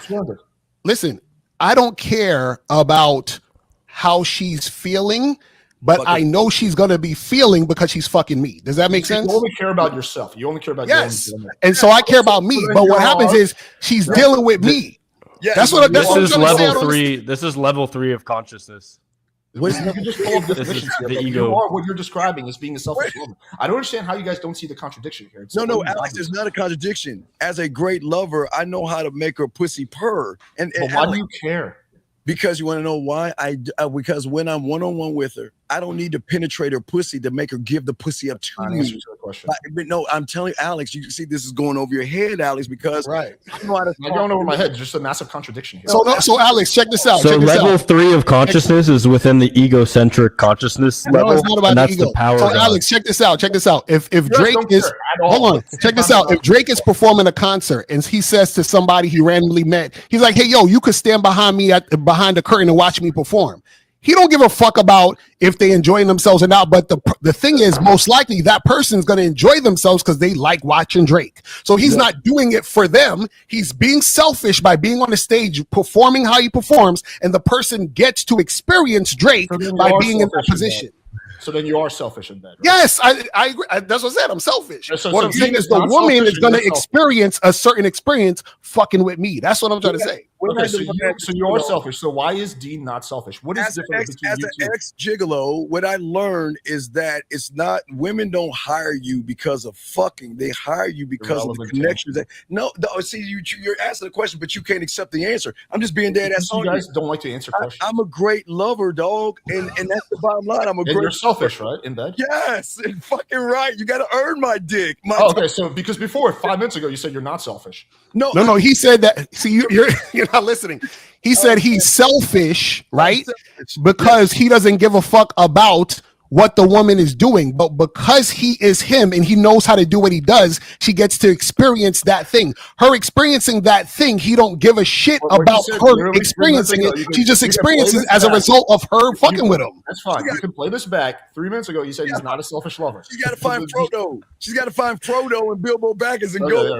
Well, I think for the chat, I think you guys heard it here. So he went from being a selfish, not selfish lover to a selfish lover. I'm not going to back from that. I'm telling you, I'm the villain. I'm very fucking selfish. Me, I, right? Okay, you just said you're not selfish. But I'm unselfish in the bedroom, sir. I'm telling you, I am. You just said you were selfish in the bedroom. How many times is your position going to change in 1 minute? No, you said. Hang on, just play this back. I promise you. You said that I'm selfish. I'm selfish as well. Not in the bedroom. And not in the bedroom. In the bedroom, I'm to be a great lover, you have to be unselfish. I don't even come sometimes, but she don't even deserve me nothing. So why the fuck? So you care about her enjoyment, right? Because I'm giving her an experience to make her come back. I'm not asking you why. I'm just asking for clarification. You care about her. You care about her sexual experience, right? Correct? Yes or no? For retention. Retention. Don't give me a why. Just answer yes or no to that. In the bedroom, yes. You care about her enjoyment. Yes, in the bedroom. So then, okay, so you care about her enjoyment. So why do you care? Here's the follow-up question. Okay. Why do you care what a random girl, what kind of enjoyment she has fucking you? Why do you care? Why does it matter? First off, she's not a random girl. Why are you falling into her frame? Why do you talk about random girls and there's no such thing as a frame? A frame is something you put on the wall. Stop that, Alex. Anyway, at the end of the day, Alex, you're trying to move the goal. I'm telling you. If you need it is very important. You got to teach these young men how to fuck, because their fuck game is why women recognize they don't want to fuck with them, because a woman can recognize a man that can fuck by how he feels about himself. And these young men don't know how to fuck. They don't know how to talk to women. They don't know how to seduce them. They don't know how to do anything. So do you think a woman is going to really fuck with somebody that cannot turn her pussy on here? Think about that, Alex. Here. You're not asking an insightful question like I think you think you're doing. I did really like that rant. That is so true. Women can tell so much about you by how you fuck. It is so true, though. Thank you. But it's kind of simpy to care about a girl's. Oh my God, how is it simpy being a good lover? If you're a good lover, I don't think it's simpy either. This is the position of your buddy Locario. What's my position? What? Say it again. You don't care about. We fell asleep. Sorry. Sexually. You don't give a shit at all, right? No. I don't give a shit about women I don't care about. So my girl, right? I care about her. A random chick I met last Tuesday, I don't give a fuck about being some great lover to that chick. I don't give a fuck about her. You care about certain girls. They're enjoyable. Yeah, she got to earn me caring. Like she has to work to get me to care. I don't give a shit about you if I just met you 2 weeks ago. You haven't done anything. You just came into this situation. So you're not worth me caring. Yes. We've heard this rant 5 times. You can't have me, Alex. Not you, Alex. No Diddy. I'm just saying she can't have me, Alex, because she hasn't earned me. She hasn't. Yes, I've heard you guys say that many times. Just because she looks good doesn't mean it drives good. So she has got to prove to me that she's worth my time. I've said this 25 times. Because that's what the game is. But that's what street game is about, Alex, the real street game, not book smarts. I'm talking about pimps, players, max, ballers, and hustlers. That's the game on the street, not in a book. Not in a book, Alex. The game on the street, sir. That's all I can talk about. I can't talk about the book shit. I don't know the book shit. That's what I'm saying. This street concept is so silly. Like you're just talking about picking up girls in real life. He's saying it's silly, but the pickup guys got this shit from the street motherfuckers. What are we talking about? Who are the street motherfuckers? Huh? The pimps and the players, they got that from those guys. That right? Pickup was created by nerds who try to learn certain things to get women. What are we talking Did you about? also learn from a pimp? I don't. I will tell you a lot of stuff that I did. I learned everything from pimps. If you read like 4 or 5 of Iceberg Slim's books, like a lot of the stuff did come from there. Like I don't disagree with him about that. Yeah, I'm not trying to disparage pickup art. I'm just saying that it's the facts. You know what I'm saying? Like, yeah, for sure. That's not the facts. Like, if you're good with women, you're good with women. Like a lot of guys didn't learn anything and were good with women. You know, just being around a lot of women. His thing from pimps. Right, but no. Walking around Italy, 1600s. Yeah, I've met a guy in Miami. By the way, there were a lot of pimps in Italy in 1600. Prostitution was legal in the 1600s. Yeah, they were pimps all over. I met this guy in Miami recently.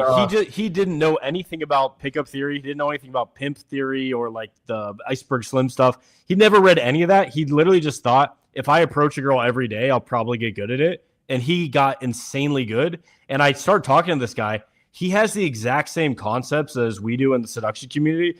Just he had his own terms for it. Like it's like the same concepts, I think, are like kind of emergent phenomenon of the universe of like how men and women, interact. And that he had his own kind of like frameworks for everything. Right. I'm just saying that, okay, everything that you're saying, you do know it comes from the game. That's the game, the book. That's where the words that you're using comes from that book. But what I'm saying is because the history lesson, the terminology come from that book. What I'm saying to you is that person who created that book went on the street and got some information and then came back and created something for people who are book smart to understand the vernacular. What do you mean when you say he went on the street? What does that mean? Like you think he's saying it? He's saying it in terms of real life. He went out there and approached girls. Yes. We all agree on the concept of real life matters. Right, but no, what I'm saying is, okay, give you an example because people are today they're using like looks or they talk about choosing signal. Give you an example. They're using a word like a choosing signal, right? But from the street, the choosing signal came from the pimp, where the whore chose the pimp by giving him money. She chose the pimp, but someone took that word choosing and then made it to what they thought or want to share with somebody what choosing is under their terms, but not the terms of the street. Women, the pimp has the woman, the bitch choose. Not me. I'm a square. I'm a square. So I can't speak for pimps. Pimps so speaking about that same thing. So when I think about like in Pimp, when he talks about his bottom bitch, he did have to convince her. It wasn't something that happened, like you said before. It wasn't something that happened immediately. He had was a Becky. Was it the one that he convinced that she had accidentally murdered someone? Do you remember what I'm talking about? It's near the end of the book, and in order to get her to stick around, he had to persuade her. And so what I'm saying is like I just don't think that the concept of persuasion is not masculine. I think because all of us here have YouTube channels. We all are in the. We are all, in fact, we're having a debate right now to persuade. I don't think the concept of persuasion is not masculine. And so I think that's where we differ. I don't for one second think that what Locario or you say would not work on some women. Of course it would. I've gone direct with women before. I went to hedonism in Jamaica. All you do is go direct there. But what I'm saying is the concepts that we're talking about, I've slept with a lot of playmates, and I would not have slept with playmates had I only given them 5 minutes or 30 minutes. It was, but I don't feel like I was going into the frame because it was my party, it was my event, it was my. You understand what I'm saying? I don't feel like I was in. And Michael, frame. What happens when guys go super direct in those events? Yeah, you'd get kicked out. I mean, a lot of guys would get kicked out. And that's the thing. And I agree with Michael. And that same thing when I used to model for Polo Jeans and I used to model for these companies, I was fucking with models that whole time. And I was going direct and there was no resistance and they would just fuck me because they were attracted to me. You know what I'm saying? Like, listen, I agree with Michael on persuasion. I'm not a model. Right. I agree with you on persuasion. It's just what we're saying is fuck persuading that bitch. Persuaders. See, one has to persuade themselves to realize there's no thing as fear. They've got to persuade themselves. There's no all that anxiety and all that stuff they have here. They've got to persuade themselves that shit is not real because you're not going to be able to persuade anything when you don't even believe in yourself. You made this point so many times. Everyone agrees with it. That's the truth. That's the truth, Alex. Everyone agrees with you. You don't have to repeat the same point over and over again. Because the game is always going to repeat itself because the game doesn't change, baby. It doesn't change, Alex. Let me ask you guys another thing. When we're talking before, hasn't really changed significantly. Okay, so we're talking about two concepts. I'm literally just seriously curious. What times I got to head out in like 10 minutes, but we go ahead. Okay. Pre-selection, and then so having multiple women with you, and then the concept of like social status or the highest form of social status will be fame. I would, when you were asking before, because I just thought of this, you're like, what other advantages does it give you, Locario? You do admit that there are better places to pick up women. Like you having access to more places would allow you to find more cooperative women. Do you understand what I'm saying? So you're saying, are there better places as far as access to women? Or having more access to women would allow you to find more cooperative women. Like for instance, like the thing is, access where it's like if I'm in Idaho and there's no people around versus if I'm in New York City, then yeah, of course. You know what I'm saying? Like there's more access to women in New York City. Well, right. But what I mean is even in the macro, like if you guys came to Las Vegas, I could get you guys in anywhere. Whereas if you didn't know me, it might be you'd have to spend $15K to get on stage. And some of the prettiest women are up there. What I'm saying is access is a part of it. And when you were saying before, do you guys understand? Or you understand my point? Social status and pre-selection give you access. Like I used to go to the Playboy Mansion. Crystal Hefner is one of my friends. Like going there, I would see women and I was like, yeah, that is like I would look at it like objectively, that is a very beautiful woman. Right. So I'm just saying, couldn't access also be a reason why you would want a social circle pre-selection to have high social status? Not just because you're right. Go ahead. No, Michael, here's the thing. Everybody can't be Michael, brother. Everybody will not be, nobody will be Michael, and not everybody can have what you have, Michael. And not everybody can get the social status that you are, Michael. You have those things. But we're talking about a guy. What about the guy that's living paycheck to paycheck? All right, let's look at it. Right. What about that guy? So how is he going to get what you're getting? Because you're getting it. Yeah, no fighting you on that shit. You motherfucking Michael, you got the status, you got the women, but how can that person tell the person that's living paycheck to paycheck, you need to get these things? That's all I'm asking. I'll tell you exactly how you're making a great point, but the reason why is you become friends with me. Like nobody, any of the guys. Like my guy friends, one thing that will tell you about the best thing about being friends with me, you will get laid a lot just being my friend. Like that's something I pride myself in more than my own ability to talk to women is getting my guy friends, putting them in front of the beautiful woman. And the thing is, like all four of you just showed up in Vegas right now, and we went to Dre's or we went to go see, we went to Zook or whatever on stage. No problem. We go up on there, no problem. It's because of who I align myself with. I do think that that's another part for me. Huh? Yeah. What I'm saying is, we can. You know what? We can not buy these bitches drinks together. We can all go to Hungary. Well, see, that's the thing with Michael. I totally see what you're saying. The only caveat I have is within that scenario, if the woman is not doing it on my terms, it doesn't matter to me. You understand? So I could be surrounded by hundreds of beautiful women. If they're not fucking with me on my terms, they don't exist. They might as well not. So I think what we'll agree to disagree is this, and I think a lot of the people in the chat, you guys can find yourself on one way or the other. If a girl wants to just have sex with me, I don't care why she just wants to have sex with me. If a girl wants to be in a relationship with me, she has to, like you said, earn my dick. That I totally agree. But if she just wants to have sex with me, and she just wants to have sex with me because she saw me with a bunch of hot girls, or she saw me speaking on stage, or she thinks I have status, or she follows I've had several women I've gotten with because they follow me on YouTube or Instagram. If that happens, then I don't care why she wants to have sex with me. That's the difference with me. And watch this, Michael. So we were at a seminar in Vegas, and they have a video of me talking to this woman in Vegas at a cigar bar. Well, this weekend, that same bitch is flying me to Vegas for a few days. See what I'm saying? I'm going to Vegas on her dime, and it's not just about her pussy. She's showing me deference. She's like, I want to see you so bad. I'm going to buy the ticket, set the hotel up, and have you come see me. So now I'm going to be in Vegas in 2 days. In a few days, I'll be in Vegas for a few days. You're welcome to use my studio. You're welcome to use my studio, Steve. I'm going to fuck on her dime, brother. I'm not sure. I appreciate it, brother. I appreciate it. But no, what I'm saying is there's nothing wrong with what y'all are saying. And again, I'm not knocking y'all for what y'all are saying. I'm just saying that, Michael, you're saying you have to be friends with you to get that access. And I agree with you. I appreciate that's cool. But you can't be friends with everybody, Michael. You know what I mean? Right. You can't be friends. And so everybody who you can't be friends with, how are they going to understand what they need to be themselves if they can't get to the level that you're on to be able to give women service?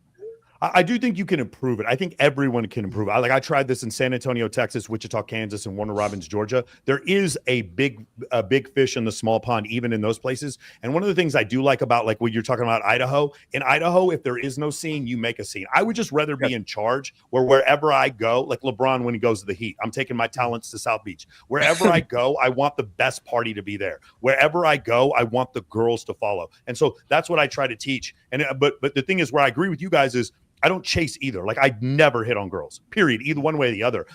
They have to show me some level of compliance. I don't look for IOIs ever. I'm only looking for compliance from women. What is IOI? I'm sorry. I'm being a dick. What's an IOI? IOI means indicator of interest. I say indicator of compliance. I need compliance. For me, this is the way, maybe you guys will like this. For me, compliance is below the belly button. Attention is above the belly button. If she sends me nudes, that's her thumbs. That's above the belly button. If she comes over nude, that's below the belly button. That means she moved her ass over to my house. Then my brother, then she's doing what we're talking about. She's cooperating with you, dog. Yes, right. For sure. Cooperating. Yeah.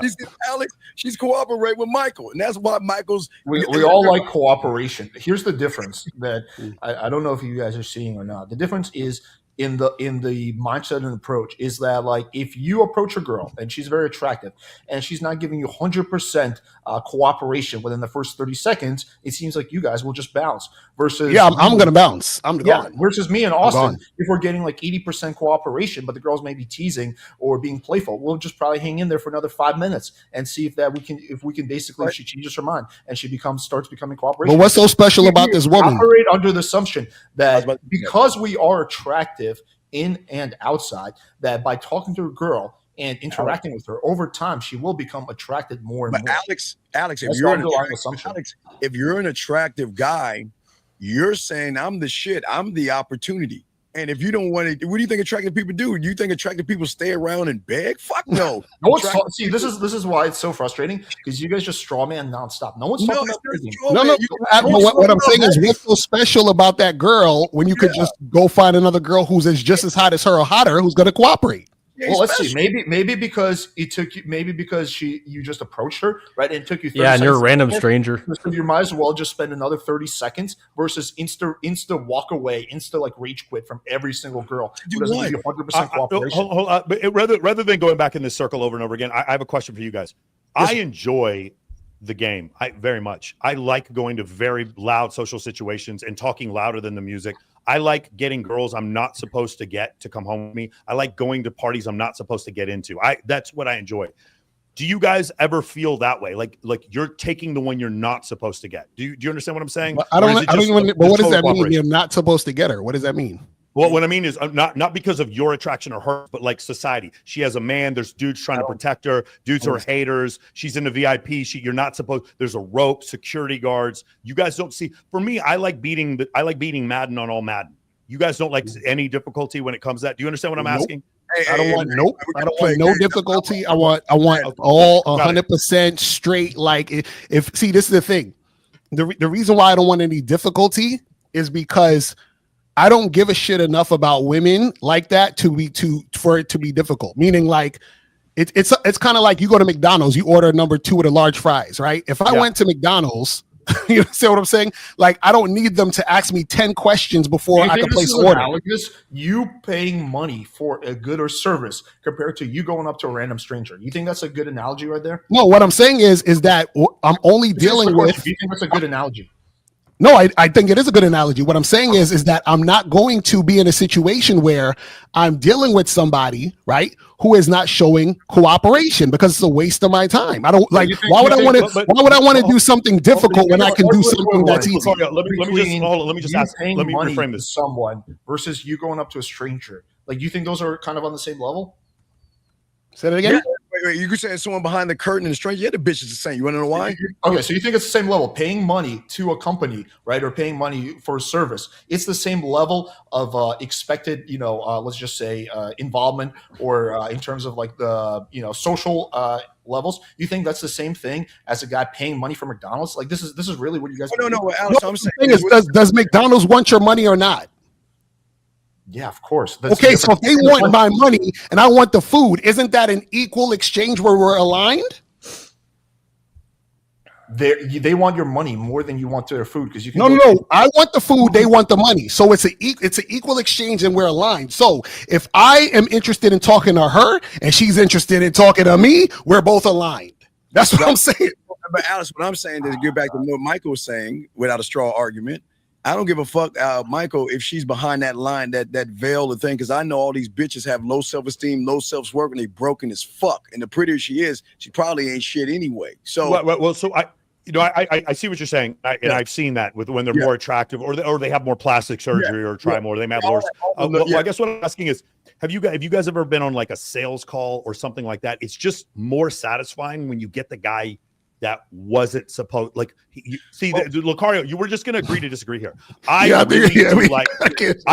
like accomplishing that. Like, I like a new personal record on my bench press max. Like, I like accomplishing things, beating the guy who's beat me at 1-on-1 in basketball, and then finally catching him and winning, beating the guy at chess that I can't beat at chess. Right. I like the world sometimes. And the other thing is, guys, I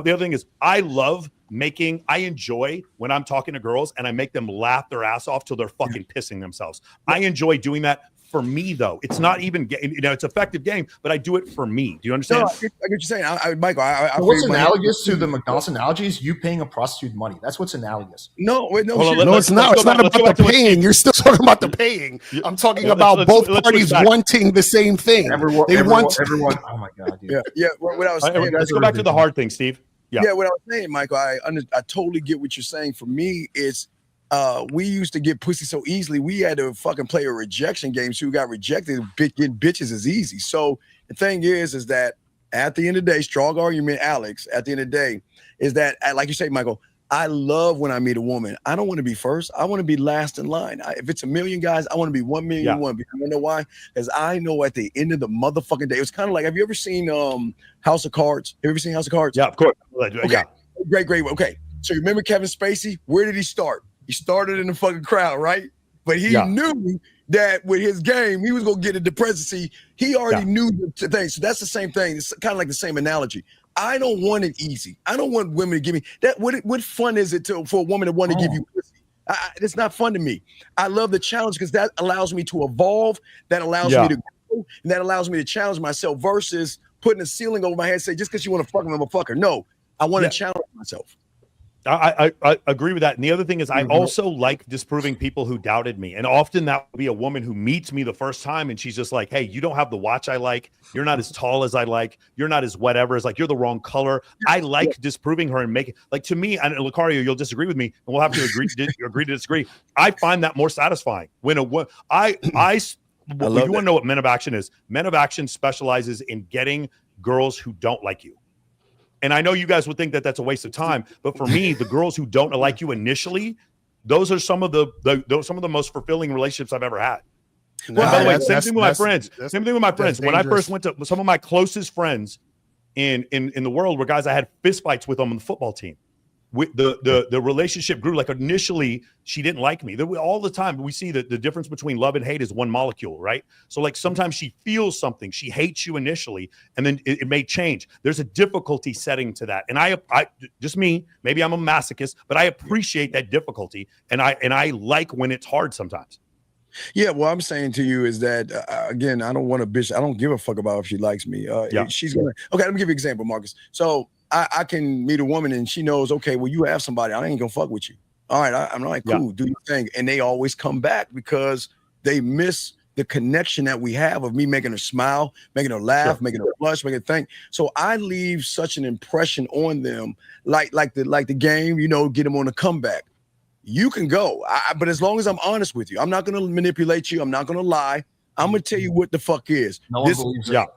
See, the difference is that, like, so I get what Mike is saying. Michael's saying the thing is, I don't have a desire to prove or do anything because it doesn't do anything for me. Like I'm already fulfilled in who I am and what I do. So it's kind of like I already know what I want. Like when you tell a person, hey, go buy me this or go get me this. And they say, hey, but would you like this other thing? No. I know I want this. Just go get that shit. Shut the fuck up. Give me what the fuck I want. Like, I don't want it. Like, I don't want any type of pushback, any type of resistance, any type of telling me I should do this instead of that. No, either you do this or I don't fuck with you. That's it. You know what I'm saying? We've heard you make this argument like 100 times. That's fine. You can because it's very. That's fine. You can. That's totally fine. You can have your preference that you're going to just screen out every single girl that doesn't give you 100% compliance within the first 30 seconds. But don't delude yourself, or don't delude, especially your audience, into thinking that in of itself is a good strategy. You're going to. It's a great strategy. You're going to screen out the vast. No, because most girls will not give you 100% compliance. We don't care. We don't care about most girls, bro. There's 4 billion women in the world. I know you guys will just take any girl who's willing to fuck you, like some fat chick. No. What we're saying is that every girl that I approach, I'm attracted to. Which is why I approached her in the first place. So the ones who comply and cooperate are the ones that I deal with, and the ones who don't. I understand. Locario, I do see one other issue, Alex. I see one other issue, and that is, you are in the most populated area, other than Mexico City. You're in the most populated area in all of North America. You're in New York, and so I feel like because you're going to be burning through options so quickly, this would be a difficult strategy in Boise, Idaho, or Waco, Texas. Does that make sense? Well, do you see that? No, I see what you're saying, but also too, this is why we got the internet. so you can talk to women everywhere. I'm just saying so that. I'm also curious. Do you think that this would? Are you saying that this is the only strategy, or are you just saying that this is a strategy that you like? No. This is what I'm saying. What I'm saying is that the reason why I do it this way, and the reason why I teach this, is because I'm teaching about manhood and standing on your masculinity. So meaning standing on your shit. So meaning that you. But just from the perspective of how effective your strategy is, obviously it works. Like, right. You know, so, you save through time allocation. You're not allocating time on girls that take more time, which makes sense. Right. So are you saying that is the only strategy that men should do worldwide, or are you saying that it's just I'm saying listen, like it? No, a dude has to choose however he wants to do it. So this is, I always say, listen, don't do shit just because I'm doing it or you're doing it or Steve is doing it or Michael. Like, a dude has to choose what he feels works for him. That's why, like, on my channel I talk about the truth is inside you. Whatever the truth is for you, you got to go with that. So for Austin, for you, it might be, hey, you said you like to connect to the women, you like to talk to them this way and that way. That probably works for you amazing. So I would never tell you to do what I'm doing if what you're doing is working amazing for you, right? So you got to figure out what works for you.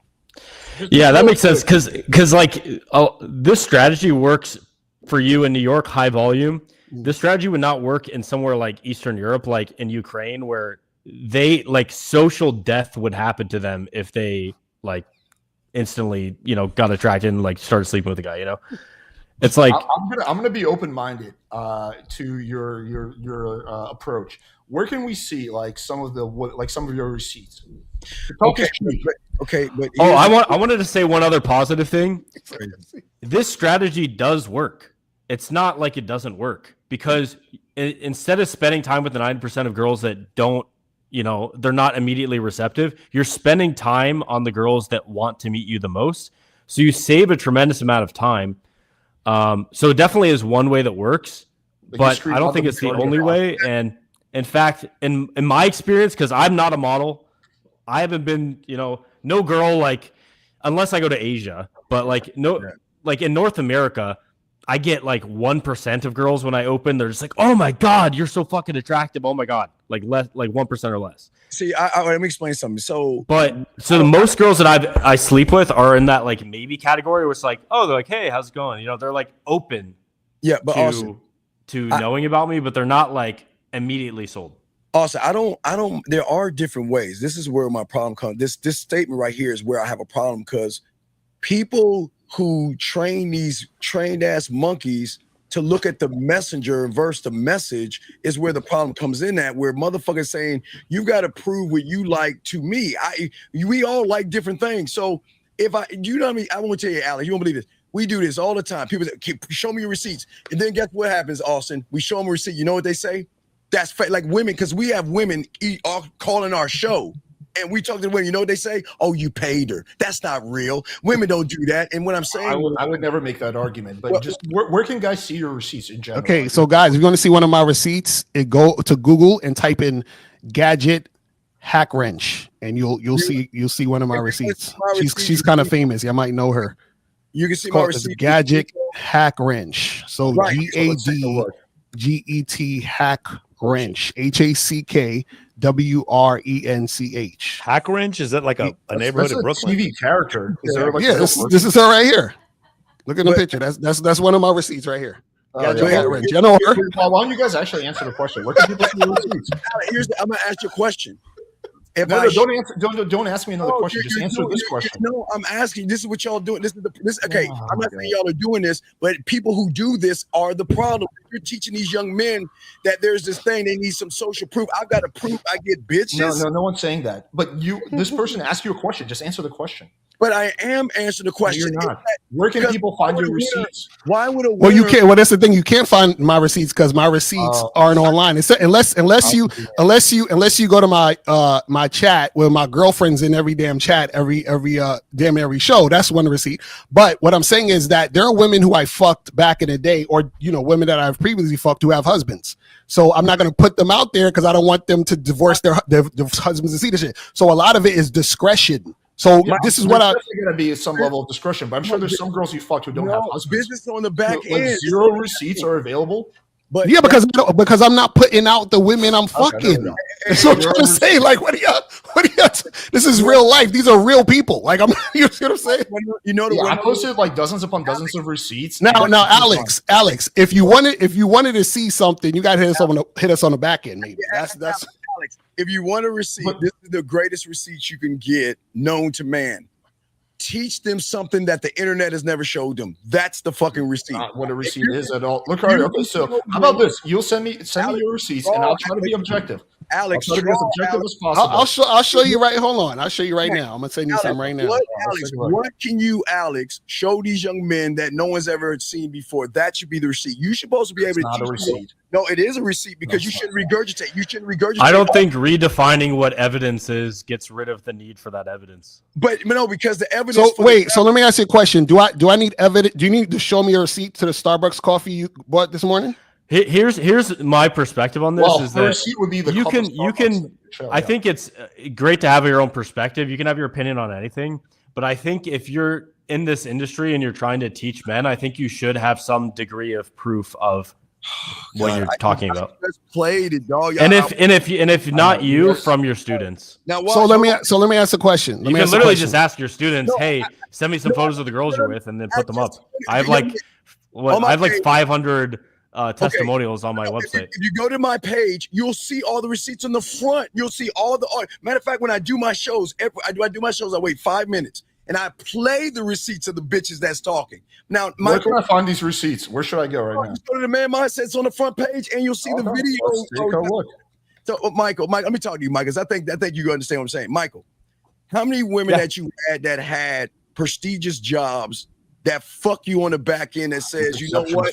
Yeah. We've got to keep this quiet. You know, I've got a lot of shit to move. You know, I got things that happened. I was dating a federal agent for one point. So yeah, obviously I wasn't going to show her. Yeah. So what I'm saying, Michael, is that what they don't understand is that a lot of women don't want their information out there. Yes, everyone gets it, but there's some women that don't. That's fine, guys.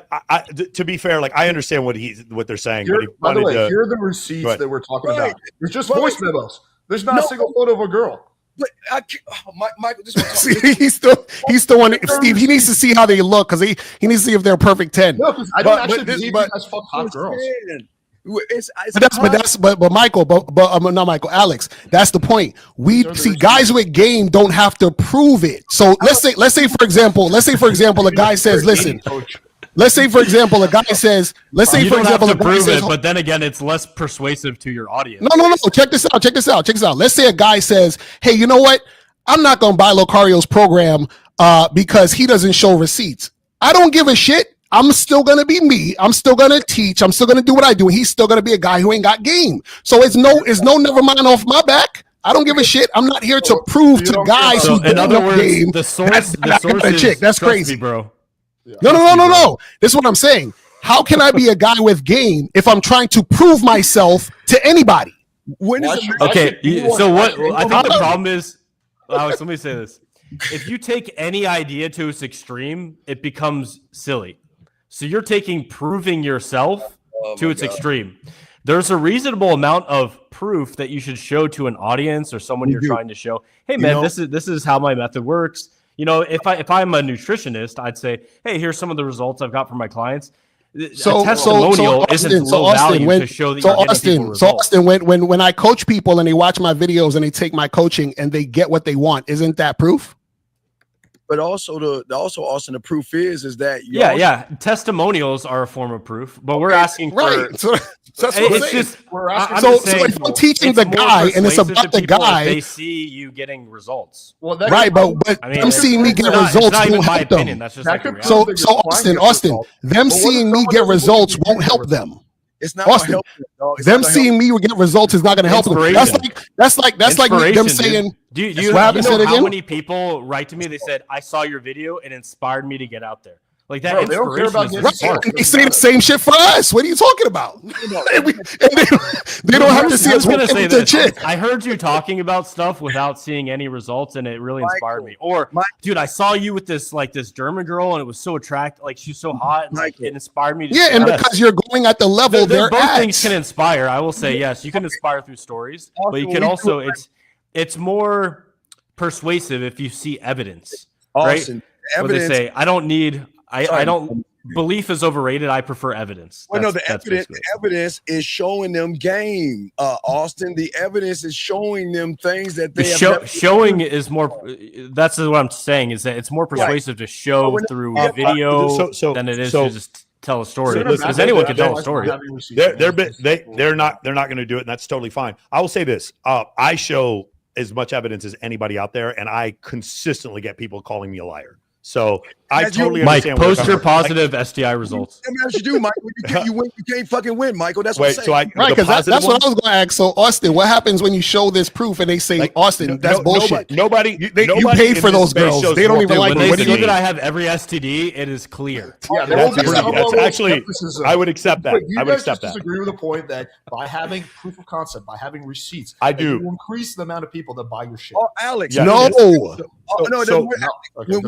when women call in, I do a live show. I'm sorry, Mike, real quick, Mike. Well, Michael, excuse me, no disrespect. When women call into the show, I do a live show. I go a cappella to prove to them actually what game is. There is nothing that anybody can say to me and put me in a position right now that I don't have the solution. I don't have the answer. I could break down the who, the what, the whys, the wins, the wheres. That's you can just be a keyboard junkie. So Alex, if I'm teaching a man, if I'm teaching a guy that is not about you sweating women, kowtowing to women, fucking chasing women, but then I at the same time say, hey, look at these women I'm getting.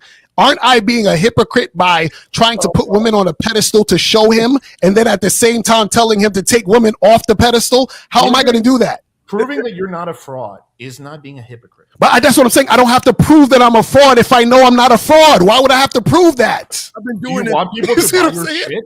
What they do, Alex, because they hear the game. They hear the mouthpiece, brother. That's having game. The mouthpiece is so heavy. They say, damn, this motherfucker told me something I never heard before. Wow, he said the shit that I was going through. Wow, I had coaching with him and then this happened. That's the proof. I'm going to make a point for everyone listening to get something out of this. The certainty with which Locario and Steve speak is actually good game. Like if you talk to a girl with high certainty, she's going to buy into your frame. Well, I will say that is one element of proof. But I will say anecdote is one, seeing the person is another, but also seeing them getting results is well again. So okay, I'm sorry. I would say there's like three different, like what Austin said. So there would be different strategies. So one would be, like you said, Infield. Although we've seen 480 accounts, YouTube accounts were taken down in 2017 because they were showing hidden Infield. You remember you mentioned that before, Austin. Secondly, we could show yourself, like what are the things that you could do individually. So like videos of yourself, videos you with your girlfriend in social situations. And third, we could have testimonials. I choose to have all three just because I get called all these fucking names. But like, there's different ways to do it. What they're doing is testimonials, and then the other one is like saying, hey, does what I do sound convincing to you? That would be another way to do it. Yeah, I think there are all ways that would work. Michael, I personally, and I'm not alone, I personally don't believe that you guys are generally fucking hot girls. I think you guys are fucking average girls, generally speaking. Alex, I don't usually go after looks, but this is truly how I feel and a lot of people feel. I'm sorry, this is reality. And you guys have no evidence to convince me otherwise because you think that's like supplicating or what? Alex, that's cool, but what I'm saying is with game, what I teach all year round, I teach them Halloween game. I teach them Sexoween. I teach them how to talk to women. I teach them how to set their crib up. I teach them about the warm lights. I teach them about the wine above their bed. I teach them to have a lost and found box in their motherfucking house. You see, and people. How do I know you're not just a keyboard junkie? Like you know all the theory, but you can't. Okay, because I've been doing this since. How do I know you can pull hot girls? This shit. Oh my lord! Well, wait, I have a bunch of other questions. Alex. Hold on. I have a bunch of other questions. So wait, I put wine in the refrigerator because I want to keep it cold. You put it above the bed?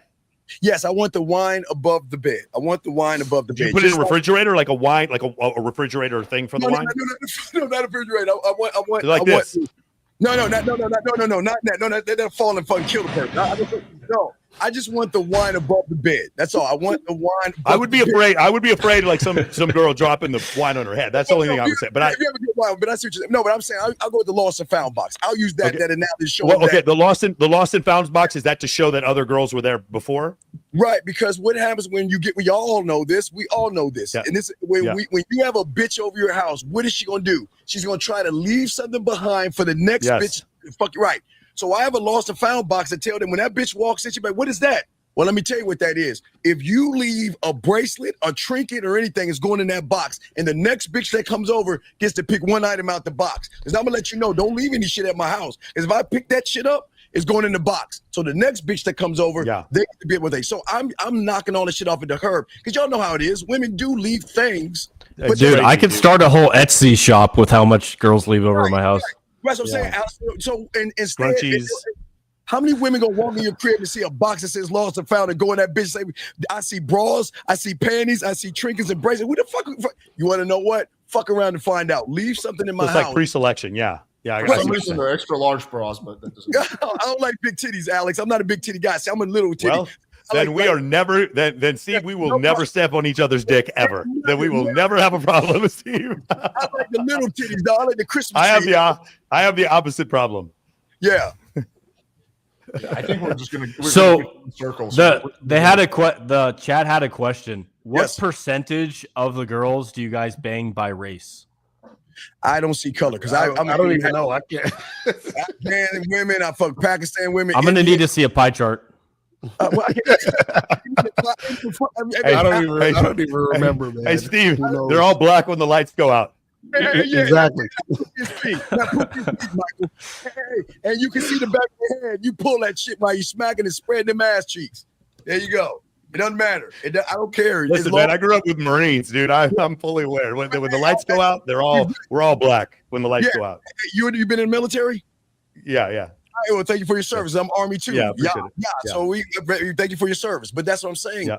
At the end of the day, it's the discipline that we have. We all have discipline, Alex. All of us have discipline. It's just the way we teach the discipline. That's all. We all have discipline, but to show a young man, again, I'm old school, so I got to go back with the Karate Kid, Alex. This is not going to be a strong argument. Do you know if Miyagi was Sato and Danielson asked why am I washing these cars? Do you think that bitch is going to learn anything? That's a fictional movie, so I wouldn't really base. No, but that's a good point though, because he was teaching them to wax on, wax off, and he was like, "Man, why I gotta do this bullshit?" But the bullshit was teaching him to fight. So these dudes, if these little motherfuckers talking about, "Yo, where your receipts at?" I'll be like, "Bitch, shut the fuck up, listen to what the fuck I'm saying, and do the thing." We don't even need to know about that shit. So you think receipts are actually counterintuitive? Like they're no. Alex, I'm saying that it's irrelevant. I think testimonials are probably the highest form of receipts. But the problem is now people are paying for testimonials. Disagree. I personally think receipts are important. I think there's a lot of people who either heavily exaggerate or just bullshit about their results. And I think some proof of concept is important. You guys don't believe that? That's fine. Right, but he's the receipt. What I'm saying is, as a man, I'm the receipt. I don't need to prove You're the receipt. I don't think the guys who are buying your shit want to fuck you. No, it's not about fucking me because they can't fuck. Okay, do you think these guys are fucking people that Michael gets? Michael gets these top level bitches, right? Do you think them motherfuckers get the shot? No. So what does it matter what Michael has? Just going off that analogy. When I initially met Michael, I was pretty skeptical because it's like, fucking 9s and 10s. He doesn't really do cold approach, right? So I was kind of skeptical. But then I saw photo after photo after photo of him with hot girls, and then I became a lot less skeptical. I was like, homie, right? But if you didn't know how to get women, if you didn't know how to get women, what difference would that make? Yeah, it wouldn't make any difference. It doesn't help you. It doesn't help you improve your own success. It helps you determine who's legit and who's not legit. Right, but check this out. If I can get a successful career coaching guys on attracting women, and I don't put women out there, how good am I? Do you not want to have a more successful career? Like, do you not? No, I'm very successful. You see what I'm saying? That's what I'm saying. You wouldn't care about getting more sales, right? I get more sales every year. That's what I'm trying to say. What I'm saying is, you want to get more sales. Alex, is that something that means something to you? Yes, but what I'm saying is, Alex. Period. Alex, I'm going to play devil's advocate. To you and I totally agree with you. I totally agree with your point. Can you share my screen real quick? Just hold on a second. Let me do screen share. Allow. Sorry, I just got a new software update here. Here we go. Can you share that? Yeah, sure. Okay, you share my screen? Yeah. Okay, I have 200 video testimonials of my clients, and people will we put 10, maybe over 100 grand in video production in all these testimonials, and people still think I'm fucking lying. No matter what I do, dude. No matter what I do. If I fuck the girls on camera, if I fuck them on camera, they say I paid them. There is Michael, simple question. I'm being devil's advocate here. Do 100% of guys think you're legit because you have receipts? Michael, some of them do. Some of them do. That's the point I'm making. Michael hit. No, agreed. So, Michael, if you drop all your receipts, do you think your sales for next year are going to stay the same? Oh my god! So you know what? You know what makes my sales go up? Me going on other people's podcasts, dude. It's like shit, like Twitter posts. It's really frustrating for me, Alex, how many receipts I've shown. Because I one of the things when I started MOA in 2019, I was like, I'm going to show more receipts than anyone in the world, and I did. That's why you had me on your show. And after doing it, I'm going to tell you, dude. There's so many coaches out there who I know are not doing anywhere near. In fact, some of them are in Vegas and they're like, I crush these 9s and 10s. I'm like, bitch, I'm on stage at XS. That's where all the 9s and 10s are. And I've never seen you in my life. And they're sitting there and they say that. And I'm just like, bro, no matter what I do. And then I go on Bradley or Fresh and Fit, or I go on one of these podcasts one time. I go on Danza Project or one time. And all of a sudden I triple my sales. So I got to tell you, dude, as much as I want to agree with you, Alex, these men are not rational. And I just don't know. So that's why playing devil's advocate. Really simple question.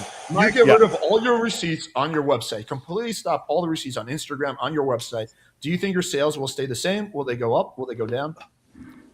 They would go down because but that's because that's the ethos of my company. But my company is also a social media company. My whole program is to show, right?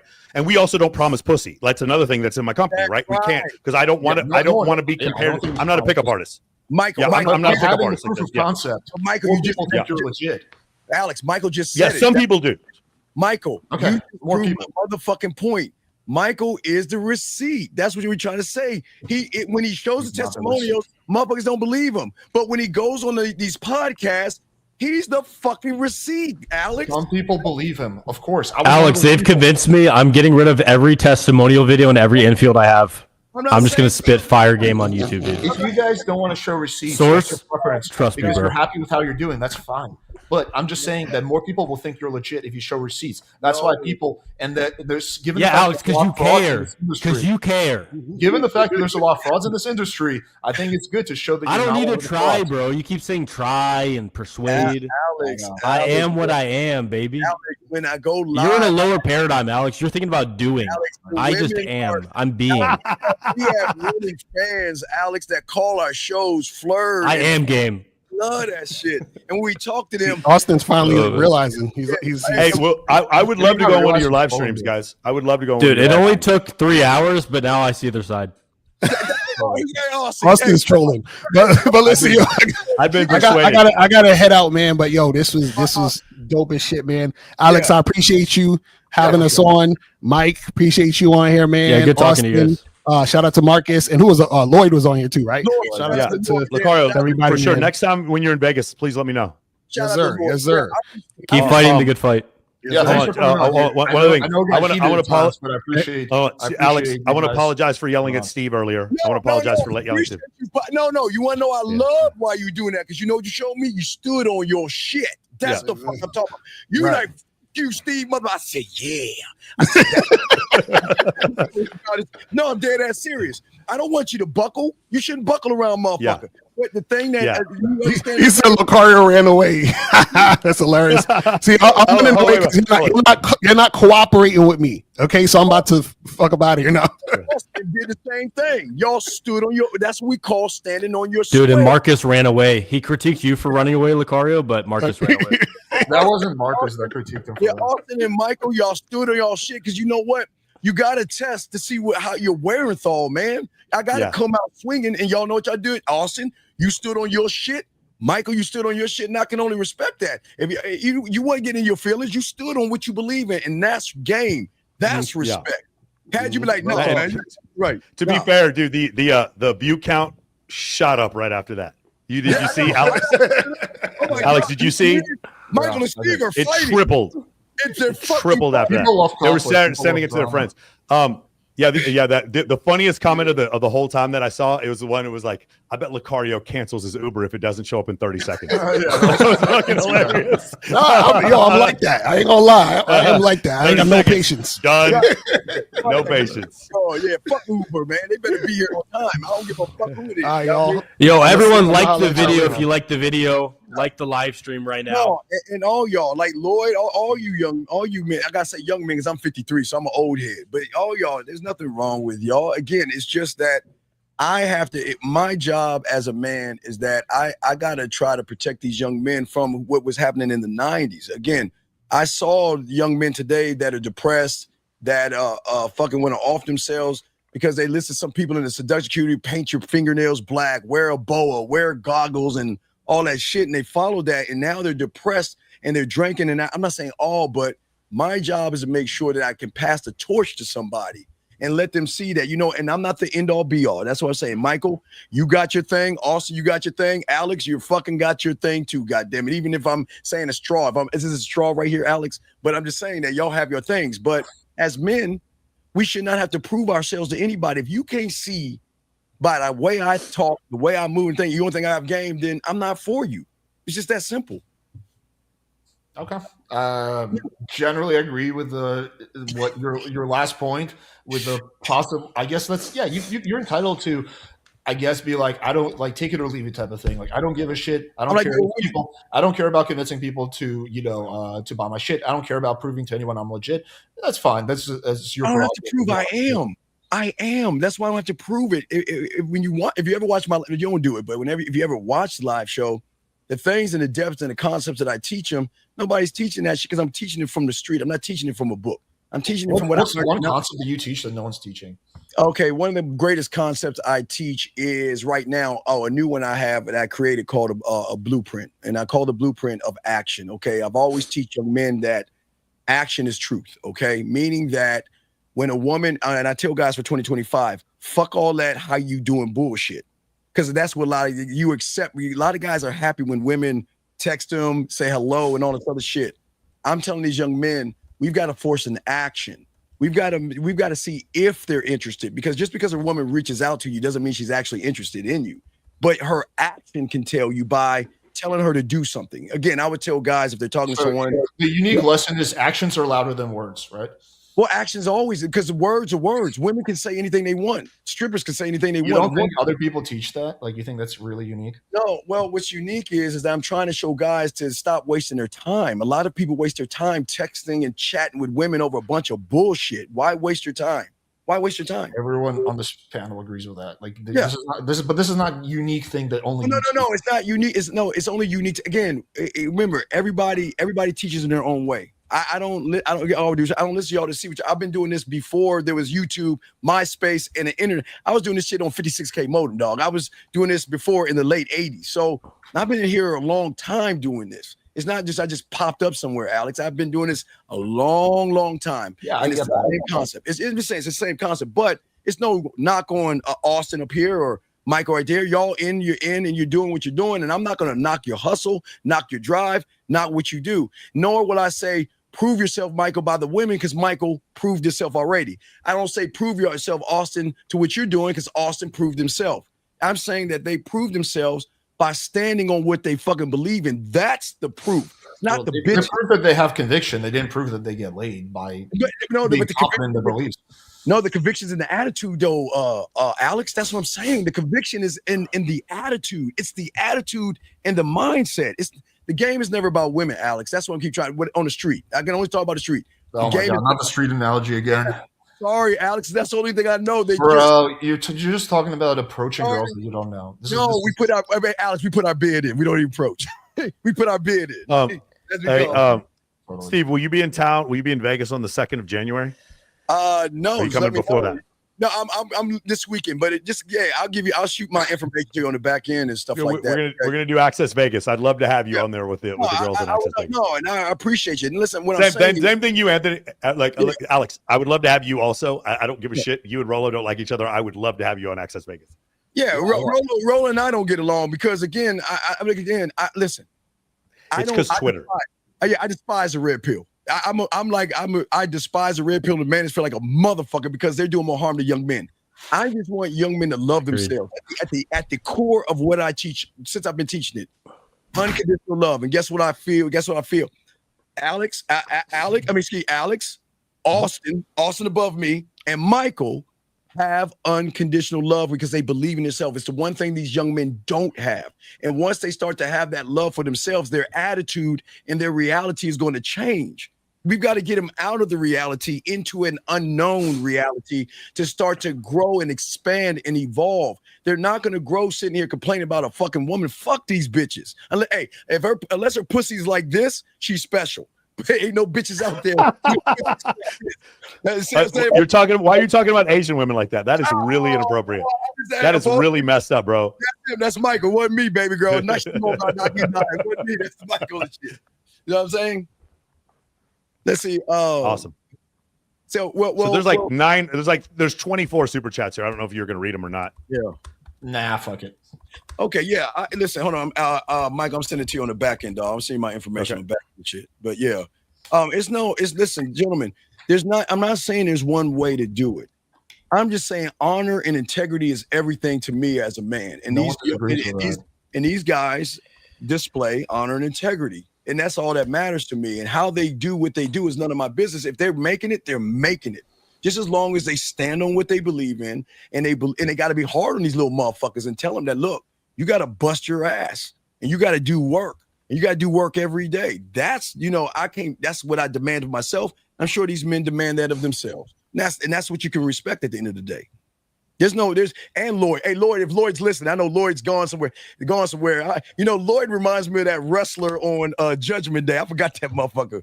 Not that crazy motherfucker that shot that guy. He reminds me of the motherfucker from because I'm a big geek. I'm a geek, so I watch wrestling. Don't judge me, Alex, but no, I love wrestling. I love wrestling. I love video games, and I love watching fucking shoot 'em up, killing movies. Look, I'm a massive Game of Thrones fan, so you need to watch Lioness. You need to watch Lioness, motherfucker. You need to watch. I'll take a look. House of Jack.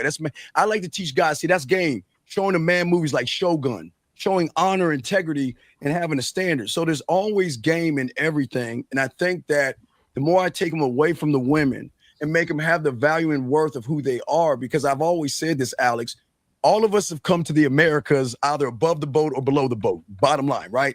But we knew the value. I flew on a plane from Belarus. Alex, so that's above the boat. Right. That means you was above the boat, Alex. You're above the boat, Alex. Trust me. But what I'm saying is that your name is everything. Your name is all things. And when you stand on your name and your fingerprint, which makes you different than everybody in this world, learn your own language yourself. I'm not trying to make you me. I'm saying that be you, but I'm going to teach you how to be you. That's my receipt. I don't give a fuck about these women. I have receipts on that, but like even thank you, Mike. I appreciate you. You get it, dog. It doesn't matter if I have a woman on, if I have a receipt or anything. There's always gonna be that skeptic. Man, that's bullshit. He paid her. That's not real. And if you look at all of Michael's videos, all them motherfuckers are having a good time with women, and guess what they're gonna say? Oh man, Michael paid them. That's not real. That doesn't happen in the real world. Guys don't. And Michael, what can you do?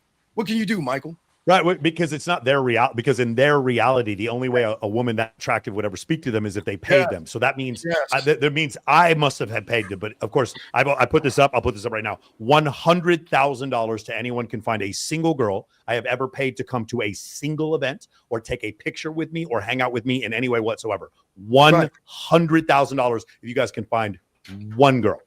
Right, and that's what I'm saying. And they're all tagged, by the way. They're all tagged. 100% of them are tagged in my photos. Even when you talked about, again, the 5 minutes. I think that kind of proof of concept is what That's it, dude. Only 100K. There's going to be skeptics. There's going to be people, Michael, no matter how many receipts, how much proof you show, they're going to think you're a fraud, right? And you're right, because it's so outside their reality. But there's also a lot of people in the middle, right, who will be persuaded by proof of concept. Right, but the concept that I have is what I show them throughout the year. That's what I'm saying. Your idea of proof of concept is different than right, because I want them to learn how to cook. Alex. I want to learn how to cook. I want to learn how to sound check their house. I want to learn about leg spread your ass cheeks when you take a bitch to feed the ducks. I don't want these motherfuckers spending money on these bitches. Hey, what playlist do you use? What songs I'm in used to your that. playlist? Hey, Michael straight 70s, son. Maybe a little bit of Okay, 80s. I do some of that too. I was born in the 70s, also, believe it or not. Yeah, you understand. Yeah. So what I'm saying is that I don't want them just to get the women. I want them to show the fuck out, show why. Because a lot of young men, even if they have the women, Michael and Austin, they don't know how to set their crib up for when the bitch comes over. They don't know how to greet her the right way. They don't know how to move her from one point to the other. And that's the depth of the game. I just don't want to say meet a woman. I want you to have everything lined up. But is there Marvin Gaye on the playlist? Yeah, well, yeah, man. It's anything, anything that you can stroke to, dog. But jazz in the beginning, jazz first to get everything. So there's no Weekend, there's no Future. No. Hell, no. Dude, I hate the Weekend. I hate that shit. No. Fuck, no. Really? Interesting. I want jazz or light classical, something light, just something light in the background with the lights out that sets the mood, that builds up to when it's time to get on. Miles Davis. Yeah, even something, just like that, just something simple out there. See what I'm saying? And when you have something simple like that, it changes up everything to a woman because a lot of young men keep the lights on and Netflix and chill. What are we doing? See, so it's just more than just walking up to a woman. It's saying, what is my standard for getting on a date with her? And when I go on a date, fuck taking her to dinner. Guys, get your crayons out. Don't ever take a bitch to dinner.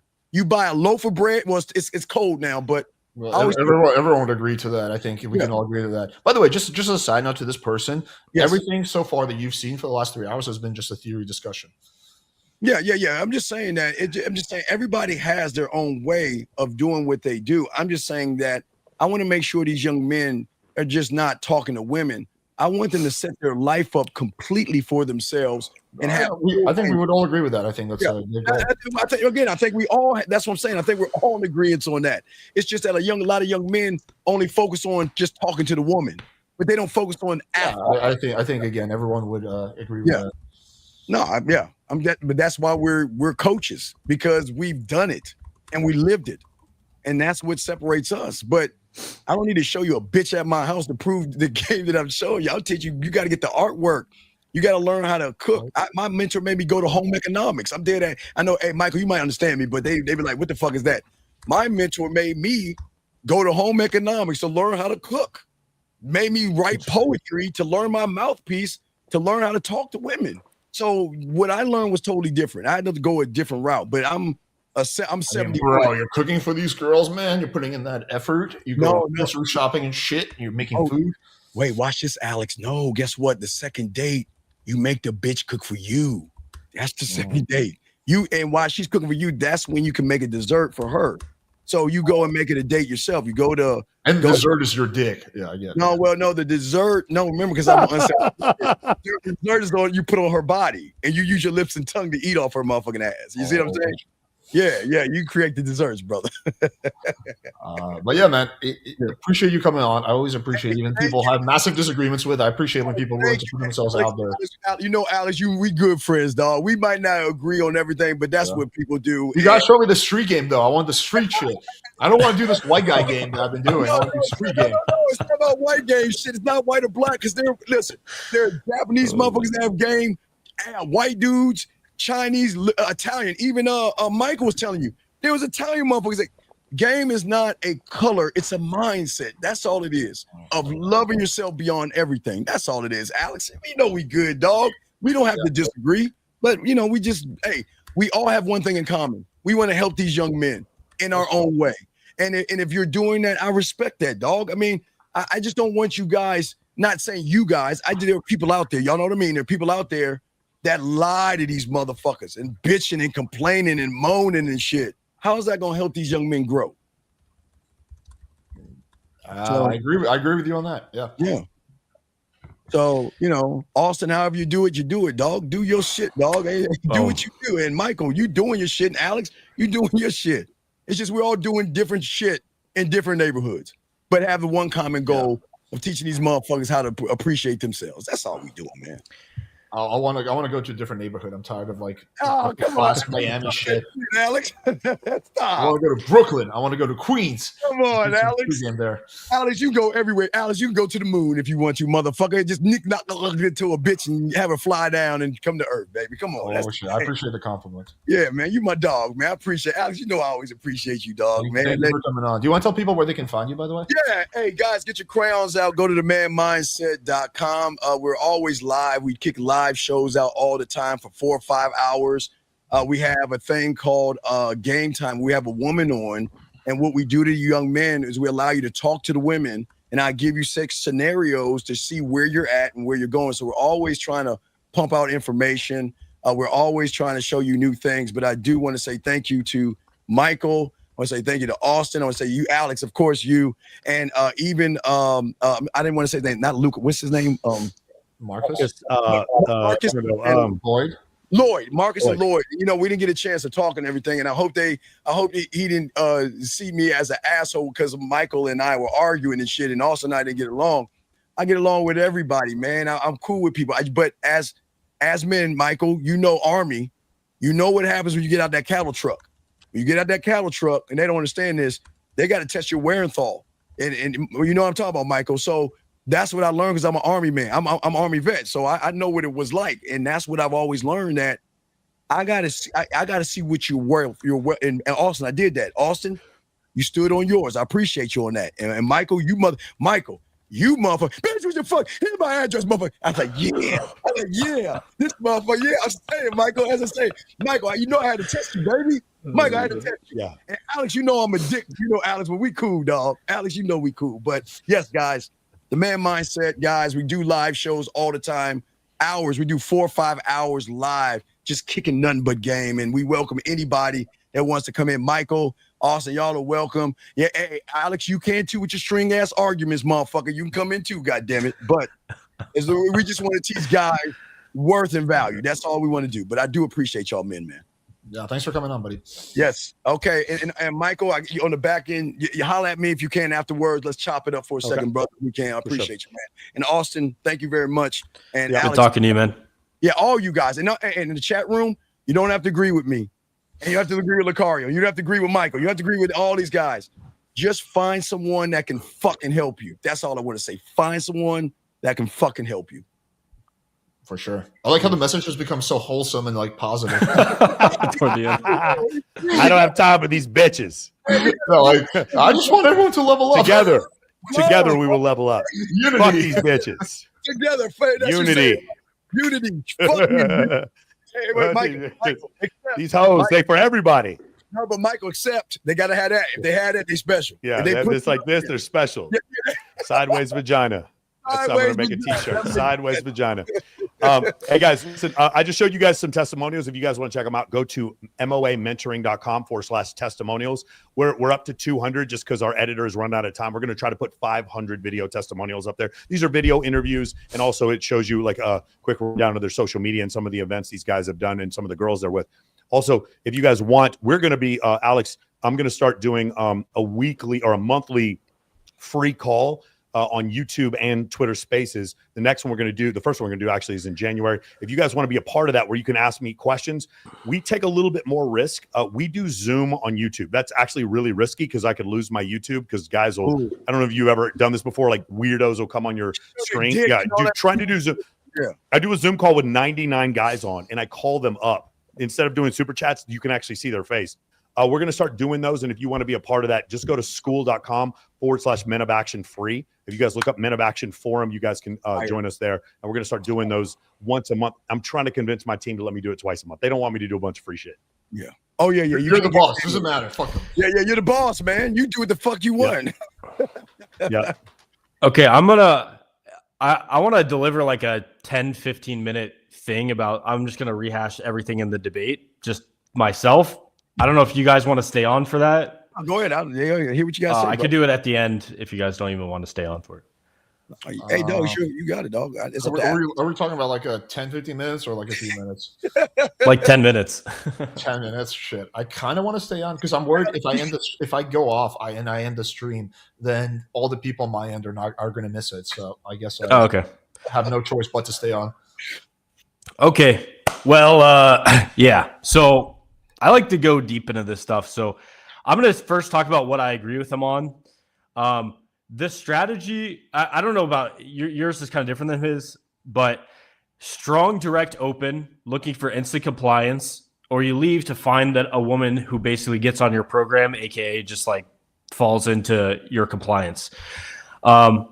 I think that's a strategy that can work in somewhere like New York City, where you never run out of new girls to approach, because even if you approach 10 girls a day for an entire year, that's only like 3,600 girls in an entire year.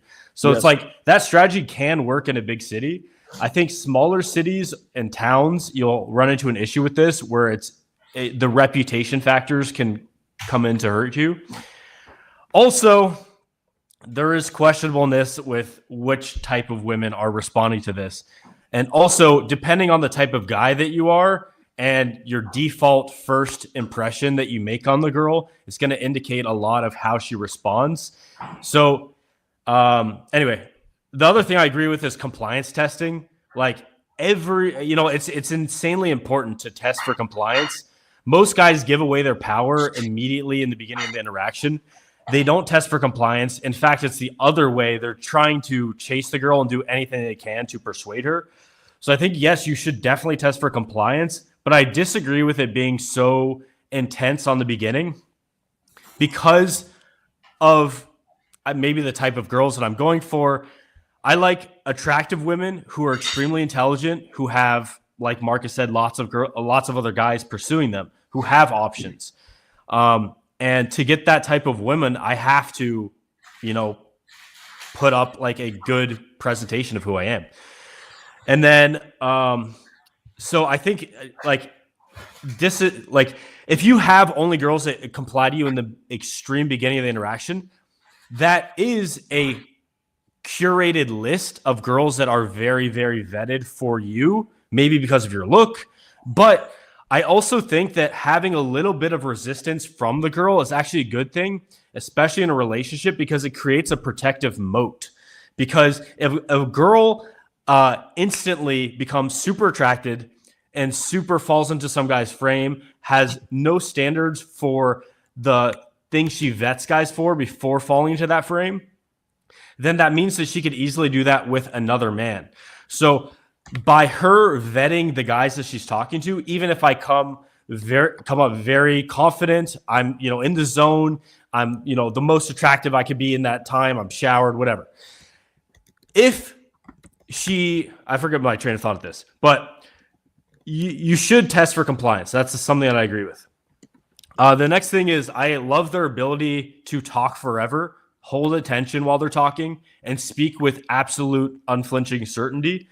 If you could learn anything from this live stream, learn that. Like, that's how you get girls to follow your lead. It's by being the most certain person. There's this guy in the Civil War called Stonewall Jackson. There'd be like these cannonballs exploding next to him while he's on his horse. His soldiers would look to him, and he would just stay there like a stone wall, just unflinching. Certainty is going to make people want to follow you. And that's going to make people believe you, and it's going to make people like agree with what you're saying. And people do infer competence from how you carry yourself. It is the ultimate self-fulfilling prophecy. Like, if you carry yourself as the man that gets women and that's awesome and knows the way, then that's more likely going to happen. The last thing I agree on is the importance of inner game and how you treat yourself, self-respect, self-love, self-esteem, speaking through congruence, which is the alignment of your thoughts, words, and actions. Having self-respect and self-love is going to prevent you from falling into a lot of the unattractive behaviors that a lot of guys fall into.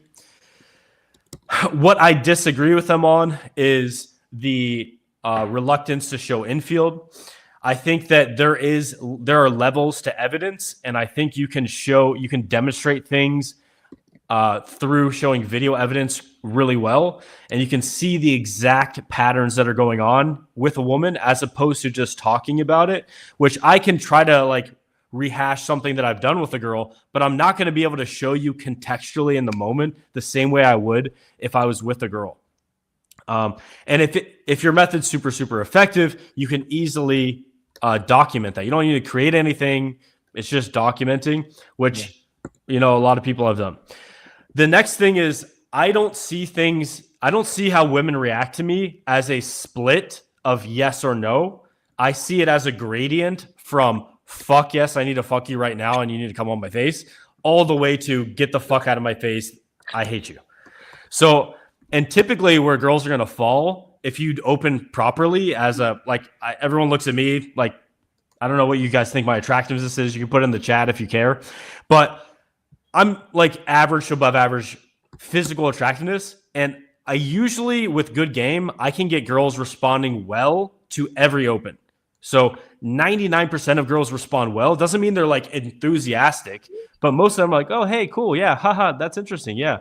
Oh, I'm sorry about it. You know, they could say something. No, they could say yes, but it's usually on that like threshold of like the high end of maybe toward yes. So for me, it's very important. Persuasion is important. Learning game and learning these skill sets is important because that's how I've converted, 98% of the girls that I've slept with. There could actually, I'm probably doing myself a disservice. 80-90% of the girls I've slept with, I had to do some, persuasion, some game, 10, 15, 20%, they're trying to fuck me. And that's awesome. And I'll take those freebies when I can get it, but I'm not going to not pursue the women that I'm attracted to. Like they're just super attractive just because they give me a little bit of a shit test. And I don't view a shit test as her thinking I'm not attractive. I view her giving me a shit test as an opportunity to show how attractive I truly am. And most shit tests at a high level of game that you get, they don't even register because you're just like, oh yeah, whatever. You just don't, it doesn't affect you. It just bounces off, right? And I think that there's really good parallels between sales and game. And an expert level salesman is going to make you think that buying the thing is your decision. He's not going to try to convince you and push you and try to like poke you and like try to use power or force to get you to think that way. He's going to subtly bring you closer to his side and show you by the way you're talking about it, using leading questions, stuff like this, that it's your decision to buy the thing. And that's how extremely high level deals go through. Is like, oh, if you're showing someone like a $10 million house, they're going to ask you, oh, what do you like about it? Oh yeah, here's the room. They're going to let it kind of sell itself to a certain extent, but they're like, oh yeah, what did you like about that? Was that cool? They're going to ask you things like that. What sold you on it? They're going to ask you leading questions so you convince yourself. So that's what you're kind of doing with game at a high level is the girl's kind of convincing herself, but that's beyond the realm of this talk. Next thing is level. So there's a percentage of girls in each category. Yes, maybe, no. And for you guys watching, you may think that a lot of girls that are just no girls are no, but they're actually a lot of them are maybe. And it's just that you're not presenting yourself with the right confidence. You're not speaking loudly. You're not having direct eye contact on the open. You're saying weird things on the open. Like he was talking about the old school game where they did like weird shit and routines. If you can authentically express yourself in the interaction, you're going to have a good open, like most of the time. And then you iterate and you learn from your mistakes and you get better and better. But in general, like maybe 10% of girls are going to be yes, maybe 50% are going to be maybe, and then 40% are just going to be no's off the bat. And that's fine. And I think you guys know if you've approached girls, you know that different women are going to respond to you differently. And I think it's important to say here that you can still have a strong belief in yourself while going after girls that are just open to the idea of going on a date with you or open to the idea of sex with you, but aren't necessarily sold in the first 5 minutes or the first, 1 minute. Some girls you talk to and you just find out that like you think of like a bullseye, like you're playing darts. Sometimes you throw a dart and it doesn't hit on the board. Sometimes you throw one, it hits on the board.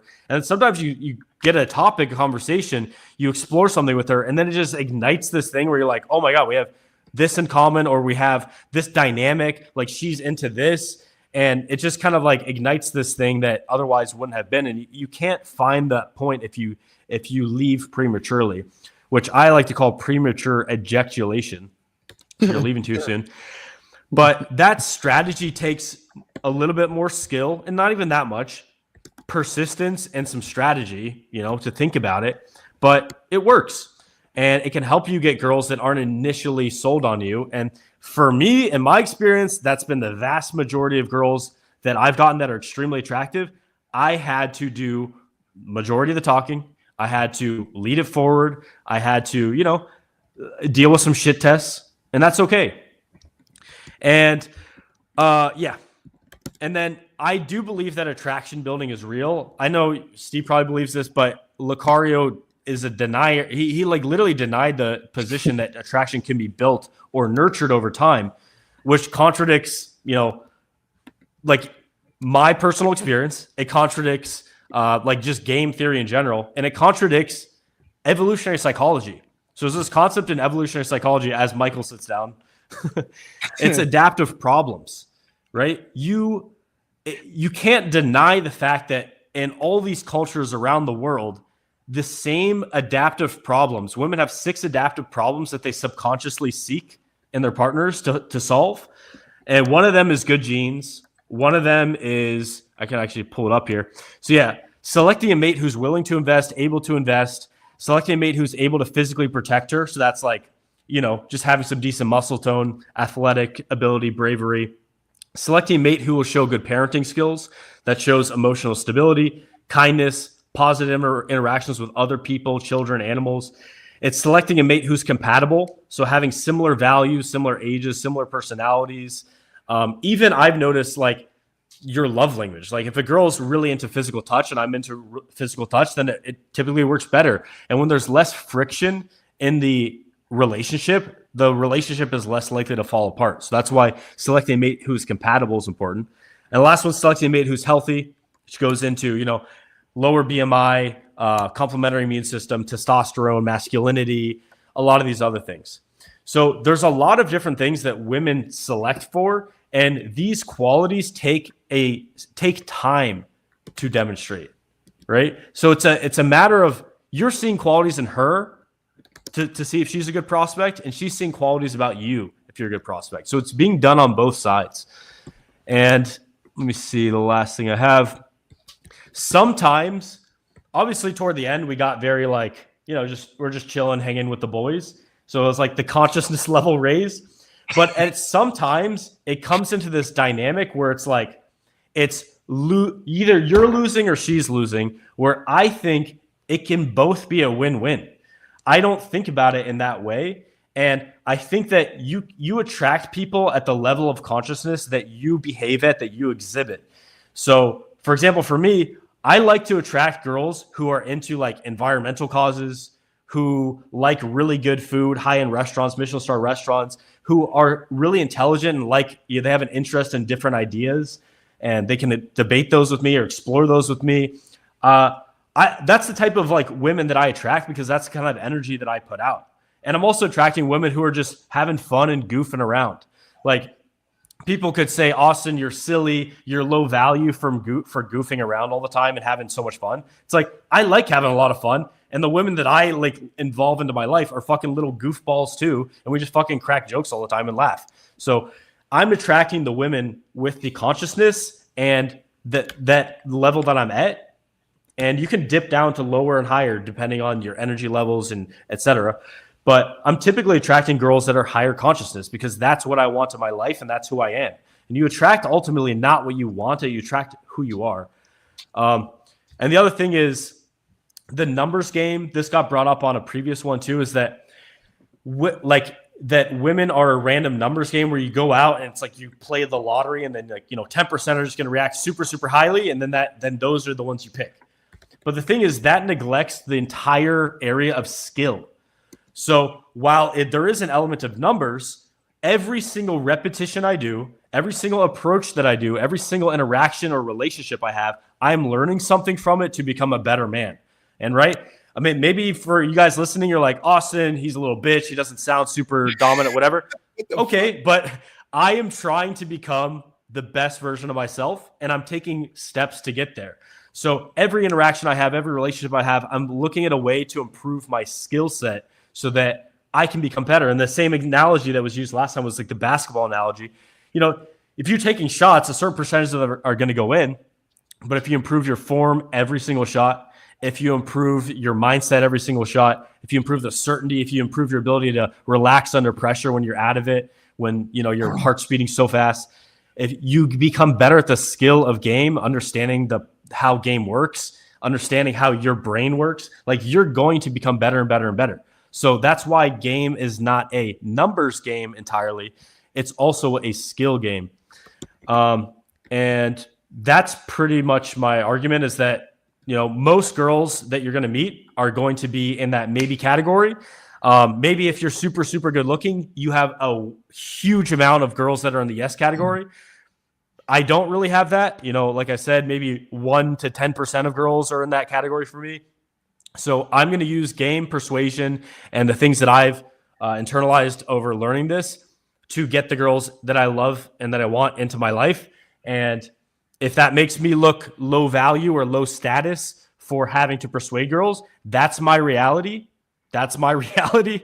And I'm sure for many of the people listening, it is your reality too, as well, that not every girl is going to react super, super insanely positive. And in fact, some people listening, probably no girl reacts super, super positive. They're just kind of like neutral, and it's fine. What I'm saying is you can sleep with more girls than the average person sleeps with in like a dozen lifetimes by using this strategy, even if no girl's reacting super, super like insanely enthusiastic. So game works, attraction building is a thing. And that's my closing statement. Let me give my closing statement. It's going to be a lot shorter, I promise. 2-3 minutes. Crazy. All right, so let me give my closing thoughts. Everything I'm about to say, I mean with respect, because I do appreciate you guys coming on here and having this discussion. So don't take anything I'm about to say the wrong way. But you guys fucking know, I'm just kidding. I agree that you don't want to simp for girls. Buy her shit or follow her or take her lead. I agree with you guys on that.